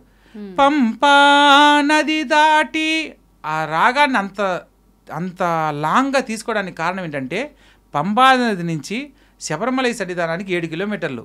మనం ఇక్కడ పంపా నదిలో అరిస్తే స్వామివారికి వినపడాలంటే ఆ గాత్రాన్ని తెలియజేయడం కోసంగా పంపా నది దాటి 18 మెట్లెక్కి 18 మెట్లెక్కి దర్శించుకుంటాను స్వామి. నాయన 18 మెట్లు ఎక్కానంటే నిన్ను దర్శించుకునే అవకాశం నాకు జరిగినట్టే, అంటే ఎక్కడో పంపా నది నుంచి నేను నీ దగ్గరికి వచ్చి దర్శించుకున్నానని చెప్పడానికి రాగంలో కూడా ఆ భావాన్ని తెలియజేశాడనమాట. అందుకనే కొన్ని విషయాలను మనము మాటల రూపంలో ఎన్ని చెప్పినా కూడా పాటల రూపంలో హత్తుకుపోతాయి. సో భగవంతునికి దగ్గర అవ్వడానికి భగవంతుడే దానికి పరవశించడ ఈ అన్నమయ్య పాడిన పాటలకు కానీ త్యాగరాజ కృతులకు కానీ సాక్షాత్తు భగవంతుడే వారికి వచ్చి నేను నీకు ఇంకా ఆయుష్నిస్తాను, మనం ఈ యొక్క అన్నమయ్య గారి చరిత్రలో కనుక తీసుకున్నట్లయితే నీకు ఇంకా పాటలు పాడే శక్తిని ఇస్తాను, నీకు సంపూర్ణమైన ఆయుష్ని ఇస్తాను, భోగభాగ్యాలను ఇస్తాను, నా కోసం ఇలాగే పాటలు పాడుతూ ఉన్నానని అంటారనమాట. ఆ సందర్భంలో నాయన భవబంధాలను ఇవ్వడము దూరం చేయడము నీకేం కొత్త కాదు, నాకు ఇవన్నీ వద్దు, జరిగిన వరకు జీవితం చాలు నాయనా. సో అందుకని అప్పుడు అంతర్యామి అలసి తీసలతి అని ఆయన వేడుకోవడం చివరి పాటగా తెలియజేస్తారనమాట. ఓకే, ఇప్పుడు స్వామిని తలుచుకోవటం అనగానే ఎక్కువగా స్వామియే శరణమయ్యప్ప ఇది ఎక్కువగా వింటుంటాం. క్రిందటిసారి మీరు వచ్చినప్పుడు మీరు మాట్లాడుతున్నప్పుడు నేను విన్నాను, మరి నేను కరెక్ట్ గా విన్నానో లేదో తెలియదు, శరణమయ్యప్ప కాదు అది చరణమయ్యప్ప అని చెప్పారు. దాని గురించి కూడా కొంచెం వివరణ తప్పకుండా తెలియజేస్తానమ్మా. మనకు పూర్వము ఈ యొక్క కేరళ ప్రాంతం అంతా కూడా శ్రీలంక నుంచి బౌద్ధిజం ప్రచారంలో చాలా బాగా ఎక్కువగా ఉండేది. ఈ సముద్ర ప్రాంతాలను ఈ యొక్క ప్రచారం చేసుకుంటూ వస్తున్న సందర్భంలో కేరళలో ఈ యొక్క శరణం అనే పదం ఎక్కువగా వాడుకలో ఉండేది. బుద్ధం శరణం గచ్చామి, సంఘం శరణం గచ్చామి, ధర్మం శరణం గచ్చామి అని ఈ యొక్క శరణం అనే పదం అక్కడి నుంచి వచ్చింది. అయ్యప్ప స్వామి వారిలో అయ్యప్ప అనే పదము తల్లిగా ఉన్నామె అప్ప అని, తండ్రిగా ఉన్న పందలరాజు అయ్యా అని సంబోధించిన పదంలో ఈ పేర్లతోనే నన్ను పిలువబడతారని అయ్యప్పగా స్వామి పేరు నామాంకితమైంది. మనకు అయ్యప్ప స్వామిని స్వామియే శరణం అయ్యప్ప, ఈ యొక్క శరణం అంటే స్వామి నేను నిన్ను వేడుకుంటున్నాను అని చెప్పడానికి. ఎందుకంటే అయ్యప్ప స్వామి వారిని అనాథరక్షకుడుగా ఆపద్బాంధవుడిగా ఆయన యొక్క శరణఘోషలో విశేషంగా ఎలా అయితే తెలియజేయబడిందో ఆ యొక్క విధానాన్ని తెలియజేస్తూ స్వామియే శరణమయ్యప్ప అని, తండ్రి నేను నిన్ను వేడుకోవడానికి నిన్ను నీ యొక్క శరణ కోరుతూ నేను నీ దగ్గరికి వచ్చాను తెలియజేస్తూ చెప్పే ఒక నినాదం. మనం వెంకటేశ్వర స్వామి దగ్గరికి వెళ్తాం, గోవిందా గోవిందా అని చదువుతాం. ఈశ్వరుడి దగ్గరికి వెళ్తాం, హరహర మహాదేవ శంభో శంకర అని చదువుతాం. అలాగే ఈ యొక్క స్వామి నేను నిన్ను శరణ వేడుకుంటూ నీ దగ్గరికి వచ్చానని చెప్తూ ఇలా నినాదాన్ని తెలియజేస్తారన్నమాట. గోవింద అనే దానికి కూడా ఒక నినాదం ఉంది, ఒక సాంప్రదాయం ఉంది. ఆయన బ్రహ్మచర్యంగా ఉన్నప్పుడు అప్పటికి ఇంకా వెంకటేశ్వర స్వామికి పెళ్లి కాలేదు. ఆ సందర్భంలో ఒక మునీశ్వరుని దగ్గరికి వెళ్ళి, నాయన నీ దగ్గర గోవులు ఉన్నాయి కదా, ఒక గోవుని ఇవ్వండి అని అంటాడు. గోవుని అలా ఇవ్వకూడదండి, సతీ సమేతంగా ఉన్న వాళ్ళకి అంటే గృహస్థులకే ఇవ్వాలి అనేది ఒక సాంప్రదాయం ఉందని గురువుగారు చెప్తారు. అలా చెప్పినప్పుడు సరే అయితే నేను పెళ్లి చేసుకుని వస్తానని చెప్పి వెంకటేశ్వర స్వామి కళ్యాణం అయిన తర్వాత అక్కడికి రావడం జరుగుతుంది. ఆ స్వామిని అడిగినప్పుడు ఆ మునీశ్వరుడి దగ్గరికి వెళ్ళినప్పుడు మునీశ్వరుడు ఆయన దగ్గర శిష్య పరివారం ఉంటారు. ఆ శిష్యుల్లో ఒక శిష్యుడు ఉంటారు. నాయన నేను ఇట్లా గోవుని అడిగాను, ఇట్లా పెళ్లి చేసుకుని వస్తే ఇస్తానని అన్నాడు. ఆయన గురువుగారు లేరంటే లేరండి, మా గురువుగారు వస్తే కానీ మేము ఇవ్వడానికి లేదు అని చెప్పి ఇతను చెప్తాడు. సరే గురువుగారు లేరని చెప్పి వెళ్ళిపోతూ ఉంటారనమాట. సతీ సమేతంగా వెళుతూ ఉండడానికి దూరంగా గురువుగారు వచ్చేది ఆశ్రమానికి వచ్చే దగ్గరలో ఆయనకి దూరంగా వీళ్ళు వెళ్ళడం కనపడుతుంది. అప్పుడు శిష్యుని అడుగుతారు, ఎవరో వచ్చారా ఏంటి అని అడిగినప్పుడు, ఎవరో వచ్చారు స్వామి, దంప సమేతంగా వచ్చారు, ఇలా మీరు మిమ్మల్ని గోవు అడిగారంట, మీరు ఇలా ఇవ్వలేదని చెప్పి ఇలా కథ మొత్తం చెప్పారని అంటే, అప్పుడు అయ్యో ఇచ్చేయాలి కదరా సతీ సమేతంగా వచ్చినప్పుడు అంటే, నాకు తెలియదు గురువుగారు అంటే, అప్పుడు నాయన ఇదో గోవు ఇందా స్వామి, గోవు ఇందా అనే మాట పలుకుతూ ఈయన గోవుని తీసుకొని పోతూ ఉండడం గోవిందా అనే పదం ఆవిర్భవించింది అనమాట. సో అట్లా ప్రతి ఒక్క దానికి ప్రామాణికంగా ఒకటి తెలియజేయబడిందమ్మా. సో మనం తెలుసుకుంటూ పోతే ఎంత తెలుసుకున్నా కూడా తక్కువే. మహానుభావులు చాగంటి గారు కానీ గరికపాటి గారు కానీ వీళ్ళు ఎన్నో శాస్త్రాలను చదివి వాటిని బట్టి అంత గొప్పగా చెప్తున్నారంటే వాళ్ళందరికీ మనం ఎంతో రుణపడి ఉన్నామమ్మా. ఎందుకంటే ఈరోజు మనం చదివి నేర్చుకోవాలనుకున్నా కూడా అంత సమయం ఎవరు కేటాయించట్లేదు, ఆ పుస్తకాలు గ్రంథాలు మనకు దొరికే అవకాశం లేదు. సో అటువంటి సందర్భంలో కొన్ని ఈ యొక్క ప్రవచనాలు, ఈ యొక్క ధర్మ సంబంధమైన కార్యక్రమాల్లో మనం పాల్గొనకపోయినా వినినా ఆచరించినా కూడా వాటి యొక్క ఫలితము ఈ యొక్క అయ్యప్ప దీక్షలో సంపూర్ణంగా పొందవచ్చు. చాలామంది జాతకంలో ఏళ్ళనాడు శని, అష్టమ శని, అష్టాదశమ శని ఇలా శని బాధలతో పీడింపబడుతూ ఉంటారమ్మా. సో అటువంటి సందర్భంలో ఆయన ధర్మానికి ఎవరైతే కట్టుబడి ఉంటారో వాళ్ళ జోలికి రాడు. ఇప్పుడు ఒక హోటల్లో ఒక యజమాని ఉన్నాడమ్మా, అతను ఈ హోటల్ నాదే అని చెప్పి క్యాషియర్గా కూర్చోకూడదు.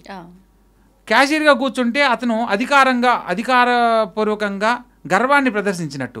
ఎప్పుడు ఒక కస్టమరు ఒక ప్లేట్ భోజనం చేసిన తర్వాత ప్లేట్ అక్కడే పెట్టాడు, సర్వర్ లేడనుకోండి, అతను యజమాని స్థానంలో ఉన్నా కూడా వెళ్ళి ఆ ప్లేట్ తీసి పక్కన పెడితే శనీశ్వరుడు అతని వ్యాపారం 10 చేసేలా చేస్తాడు. అతను ఆ పని చేయకుండా అధికారాన్ని కనుక చూపిస్తే ఆ హోటల్ త్వరలో మూసుకుపోయేటట్టు చేస్తాడు. అది శని భగవంతుడు. అంటే ధర్మాన్ని కట్టుబడి ఉండడం అంటే ఏంటి? ఎదుటివారు ఏ పరిస్థితుల్లో ఉన్నా కూడా మనం చేయగలిగింది సహాయంగా నిలబడడం. అది మాట సహాయం కావచ్చు, చేతితో సహాయం కావచ్చు, ఏదైనా చేయగలిగే విధంగా మనం ధర్మానికి కట్టుబడి ఉండాలి. ఎదుటివాడిని ఒక మంచి భావంతోనే చూడాలి, ఎదుటివాడికి మంచి జరిగేలా చేయాలి. ఇలాంటి ఆచరణ అనేది ఒక దీక్షా నియమాలలో ప్రధానంగా పెట్టడం వల్ల నువ్వు తెలిసి చేసినా తెలియక చేసినా ఇది ఇలాగే చేయాలన్నప్పుడు దాన్ని ఆచరించడం వల్ల నువ్వు మంచి చేసినా చెడు చేసినా అనేది కాదు.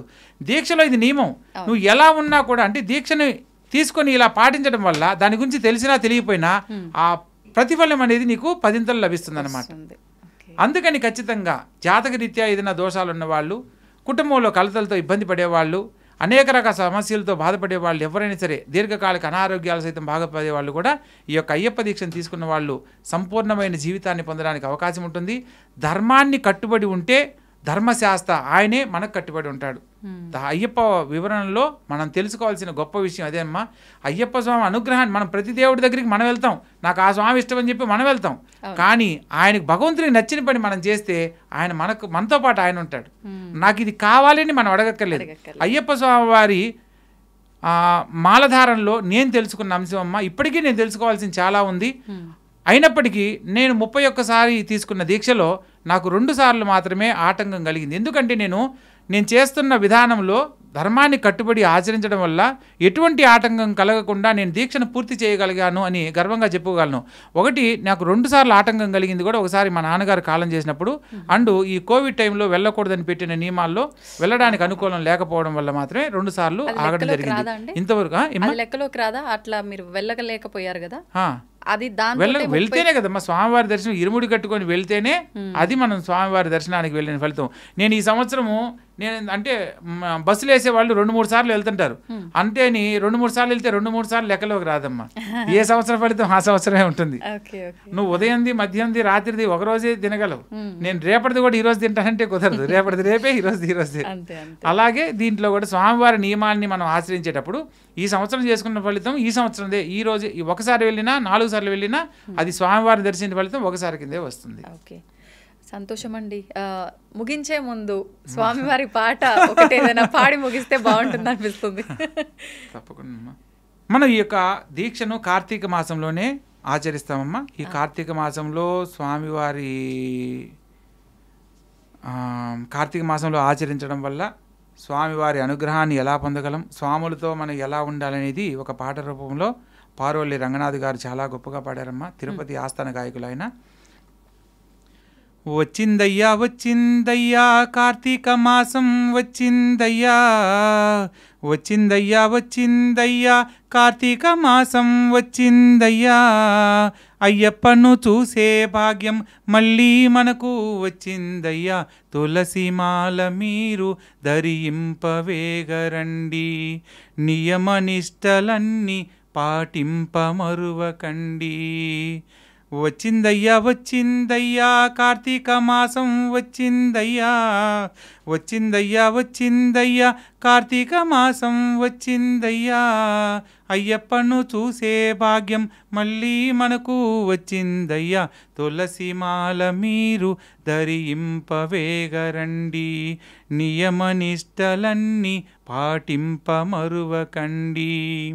గురుసామి మాటలను మీరు మీరరాదయ్యా, గురుసామి మాటలను మీరు మీరరాదయ్యా, కన్యసాములను మీరు గేలి చేయరాదయ్యా, పేదవారు కాని ధనవంతులైన గాని, నియమనిష్టలన్నీ మెలగాలి భక్తి భూని. వచ్చిందయ్యా వచ్చిందయ్యా కార్తీక మాసం వచ్చిందయ్యా, వచ్చిందయ్యా వచ్చిందయ్యా కార్తీక మాసం వచ్చిందయ్యా, అయ్యప్పను చూసే భాగ్యం మళ్ళీ మనకు వచ్చిందయ్యా, తులసిమాల మీరు ధరింపవేగరండి, నియమనిష్టలన్నీ పాటింపమరువకండి. స్వామియే శరణమయ్యప్ప. ఓం శ్రీ హరిహరసుతన్ ఆనందచిత్తన్ అయ్యనయ్యప్ప స్వామియే శరణమయ్యప్ప. నిజంగా అంటే వినడానికైతే మాకు పాట అద్భుతంగా అనిపిస్తోంది. ఇది దీక్ష తీసుకోబోయే వాళ్ళకి, తీసుకున్న వాళ్ళకి మాత్రం చాలా చక్కగా ఉపయోగపడుతుంది. ఎలా అంటే ముందుకు వెళ్ళాలి, ఎటువంటి నియమాలతో వెళ్ళాలి, ఎంత నిష్టగా వెళ్ళాలనేది చాలా స్పష్టంగా అర్థమవుతుందని చెప్పొచ్చు అండి. ధన్యవాదాలండి. మీ అనుభవాలన్నీ కూడా ఈ 31 సంవత్సరాల ఎక్స్పీరియన్స్లో మీకు జరిగిన అనుభవాలు అన్నీ కూడా మా సందేహాల రూపంలో మీరు నివృత్తి చేశారు. చాలా సంతోషమ్మా. ఇంకా చాలా మనం తెలుసుకోవాల్సినవి చాలా ఉన్నాయమ్మా. దీంట్లో అయ్యప్ప స్వామి వారి వివాహం గురించి పూర్ణాంబ పుష్కలాంబ అని మనం అయ్యప్ప స్వామి అష్టోత్తరం చదవగానే చివరిలో ఏం చెప్తాము? ఓం శ్రీ హరిహర సుతనానందజిత్తన్ అయ్యప్ప స్వామియే శరణమయ్యప్ప శ్రీ పూర్ణ పుష్కలాంబ సమేత హరిహరపుత్ర ధర్మశాస్త్రే నమః అంటాం. అంటే పూర్ణాంబ పుష్కలాంబ సమేత హరిహరపుత్ర ధర్మశాస్త్రే నమః ఇది అయ్యప్ప స్వామి అష్టోత్తర శతనామావళి సంపూర్ణం అంటాం. అంటే ఇక్కడ చేసేదేమో బ్రహ్మచర్యానికి సంబంధించిన పూజ, పూర్ణాంబ పుష్కలాంబ సమేత హరిహరపుత్ర ధర్మశాస్త్రే నమః అంటాం. దీంట్లో పుష్కలా కళ్యాణం ఎలా జరిగింది అండ్ పూర్ణాంబ ఎవరు, వీళ్ళు ఏ విధంగా స్వామివారి జీవితంలోకి వచ్చారు, దీనికి కూడా ప్రామాణికంగా చాలా కథలు ఉన్నాయమ్మా. ఇప్పుడు కూడా మన శబరిమలలో స్వామివారి ఆలయంలో స్వామివారి మనకి ఎవరు పెళ్ళైన వాళ్లకు ఎడమ భాగంలో భార్య ఉంటుంది. అందుకు సంకేతంగా ఈమె ఎవరైతే మహిషి శాపగ్రస్తురాలయ్యి ఎవరైతే ఆమెకు శాప విముక్తి కలుగుతుందో వారే నీకు భర్తగా లభిస్తారనేది ఆమె పొందిన వరం. అందుకని ఆమె అడుగుతుంది అయ్యప్ప స్వామిని, స్వామి నేను ఇలా శాపగ్రస్తురాలు అయినప్పుడు నాకు ఇలా శాపం కలిగింది, సో అప్పుడు మీరు నాకు శాప విమోచన చేశారు కాబట్టి మీరే నాకు భర్తగా కోరుకుంటున్నాను అని అంటది. తల్లి నువ్వు 3 శక్తుల అమ్మవార్లకు అంశలో జన్మించావు, నువ్వు నాకు మాతృ సమానరాలు అవుతావు, సో కళ్యాణం చేసుకోవడం అనేది జరగని పని. కాకపోతే నేను నా యొక్క పందల రాజ్యంలో నా తల్లికి నేను ఒక మాట ఇచ్చాను, నేను బ్రహ్మచర్యంతోనే ఉంటానని. నా తల్లి మాట కోసంగా నేను బ్రహ్మచర్యంలోనే ఉంటాను. కాకపోతే మీరు నా ఆలయంలోనే సమీపంలోనే మీరు కూడా మాలిగై పురుత్తమ్మగా వర్ధిల్లి ప్రతి ఒక్కరి భక్తుల కోరికలను తీర్చే తల్లిగా మీరు ఉండండి అని చెప్పి అమ్మవారికి అనుగ్రహం ఇవ్వడం జరుగుతుందన్నమాట. అందుకని ఇప్పుడు కూడా అక్కడ అమ్మవారికి సంబంధించి ఈ యొక్క అంటే స్వామివారిని దర్శించి అమ్మవారిని దర్శించడానికి వెళ్తారు. ఇక్కడ ఇంకొక సాంప్రదాయం కూడా ఉందమ్మా, చాలా మందికి సందేహం అనమాట. మనం ప్రతి చోట టెంకాయ తీసుకొని ఏ దేవుడికి ఏం చేస్తాము, కొట్టి నమస్కారం చేసుకుని అటో కొబ్బరి చెప్పు ఇటో కొబ్బరి చెప్పు పెట్టి స్వామికి నమస్కారం చేసుకుంటాం. కానీ ఇక్కడ మాలిగై పురుత్తమ్మకి టెంకాయ కొట్టం మనం. అమ్మవారి ఆలయం ముందు మొత్తం చుట్టూ తిప్పుతూ ఉంటాం అనమాట. అంటే ఇక్కడేంటి మనం ఏదైనా స్వామివారికి మనం ఏ దేవుడైనా సరే మన ఇంటి దేవుడికి మొక్కునేటప్పుడు ఏం చేస్తాం, స్వామి నాకు ఈ పని ఓకే అయిందనుకోండి నేను నీకు 100 టెంకాయలు కొడతానంటాం. లేదా నాకు స్వామి మా అమ్మాయి పెళ్ళి అయిందంటే నేను ఒక 10 టెంకాయలు కొడతానంటాం. అంటే టెంకాయలు కొడుతున్నాము అని అంటే ఏంది, మన కోరిక నెరవేరితే టెంకాయ కొడతామని దాని అర్థం. టెంకాయ మన కోరిక నెరవేరిందంటే టెంకాయ కొడతాం. ఇక్కడ కోరిక అమ్మవారికి సంబంధించిన కోరిక ఎప్పుడైతే కన్యాస్వాములు రావడం వల్ల ఆమె యొక్క కళ్యాణం ఆగిపోయిందో, వచ్చిన కన్యాస్వామి తల్లి నేను ఈసారి కన్యాస్వామిగా రావడం వల్ల నీ కళ్యాణం వచ్చే సంవత్సరానికి వాయిదా పడింది కాబట్టి వచ్చే సంవత్సరం ఎవరు కన్యాస్వాములు రాకుండా నీ కళ్యాణం జరగాలి, ఆ కళ్యాణం జరిగినప్పుడే నేను టెంకాయ కొడతాను అని మనం అమ్మవారికి చెప్తూ ఈ టెంకాయని దొర్లిస్తామన్నమాట. దొర్లించి అమ్మవారికి మనస్ఫూర్తిగా వేడుకొని తల్లి నన్ను నా కుటుంబాన్ని చల్లగా కాపాడమని నమస్కారం చేసుకొని అక్కడి నుంచి మేల్శాంతి అని చెప్పి చేస్తారమ్మా, అది చేయించుకొని ఇంటికి వస్తారనమాట. మేల్శాంతి అంటే మన కుటుంబానికి సంబంధించి మంచి జరగాలని ఈ యొక్క అమ్మవారి పేరుతో, భగవతి అమ్మవారి పేరుతో చేసే ఒక శాంతి క్రమం అనమాట. అలా ఇంకా చాలా ఉన్నాయమ్మా తెలుసుకోవాల్సింది. మరొక అంశంలో నేను వివరంగా తెలియజేస్తాను. దీనికి ఎంత సమయమైనా కూడా సరిపోదు, తెలుసుకునే ప్రయత్నం మళ్ళీ ఖచ్చితంగా ప్రతి ఒక్కరికి తెలియజేయాలి. ఇక్కడ ప్రతి ఒక్క అయ్యప్ప స్వామి భక్తులనే కాదు, అయ్యప్ప స్వామి వారి జీవిత చరిత్రకు సంబంధించి నా అనుభవంలో నేను తెలుసుకున్న మేరకు మీకు తెలియజేయడానికి సంసిద్ధుడిగా ఉన్నాను. కామెంట్ రూపంలో మీరు ఏది తెలుసుకోవాలనుకున్నా కూడా తెలియజేస్తే వాటికి సంబంధించి ప్రత్యేకంగా మరొక వీడియో రూపంలో మీ ముందుకు వస్తాను, తెలియజేస్తాను. మీకు ఏ సందేహాలున్నా తెలియజేసే ప్రయత్నం చేయండి. మీరు తెలుసుకోవాలన్న తపన ఉన్నా కూడా అయ్యప్ప స్వామి అనుగ్రహాన్ని పొందిన వాళ్ళే అవుతారు. ఇక్కడ నేను దీక్ష చేయలేకపోయాను స్వామి, నాకు ఇంట్లో ఈరోజు కుదరలేదు, మామూలుగా ప్రతి సంవత్సరం నేను దీక్ష చేసేవాడిని అని మనసులో బాధపడాల్సిన అవసరం లేదు. స్వామియే శరణమయ్యప్పని మీరు మనసులో తలుచుకున్నా కూడా, దీక్షధారణ చెయ్యకపోయినా కూడా స్వామి అనుగ్రహం మీకు సంపూర్ణంగా ఉంటుంది. ఈ యొక్క వేషధారణ, వస్త్రధారణ మనకు అయ్యప్ప స్వామి దీక్ష చేసే వాళ్లకు అవసరం లేదు. ఎందుకు అవసరం అని అంటే దాని గురించి తెలుసుకునే ప్రత్యేకతలో మనం దీక్షలో ఉన్న విషయం ఎదుటి వాళ్ళకి తెలియడం కోసమే ఈ వేషధారణ. ఎందుకంటే ఏదైనా కుటుంబంలో ఏదైనా దోషం ఉన్నప్పుడు వాళ్ళు నేరుగా మనల్ని సంప్రదించాలి అని అంటే, అరే స్వామి వాళ్ళు దీక్షలో ఉన్నారు, మనం ఇప్పుడు ఈ విషయం వాళ్ళకి చెప్పకూడదని వాళ్ళంతా వాళ్ళు ఆ విషయాన్ని చర్చించకుండా ఉంటారు.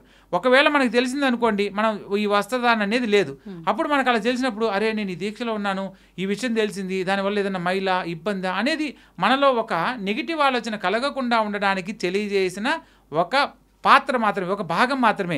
అంతేగాని భగవంతుని ఆరాధించడానికి ఎటువంటి నియమనిష్టలు అనేవి ఖచ్చితంగా పాటించాలే తప్ప వస్త్రధారణ, మాలధారణ ఇవన్నీ వీటితో సంబంధం లేదన్న విషయం ప్రతి ఒక్కరు తెలుసుకోవాలి. మీకు ఏదైనా సరే తెలుసుకోవాలన్న అనుభవంలో ఏదైనా తెలుసుకోవాలనుకుంటే ప్రతి ఒక్కటి కామెంట్ రూపంలో తెలియజేయండి.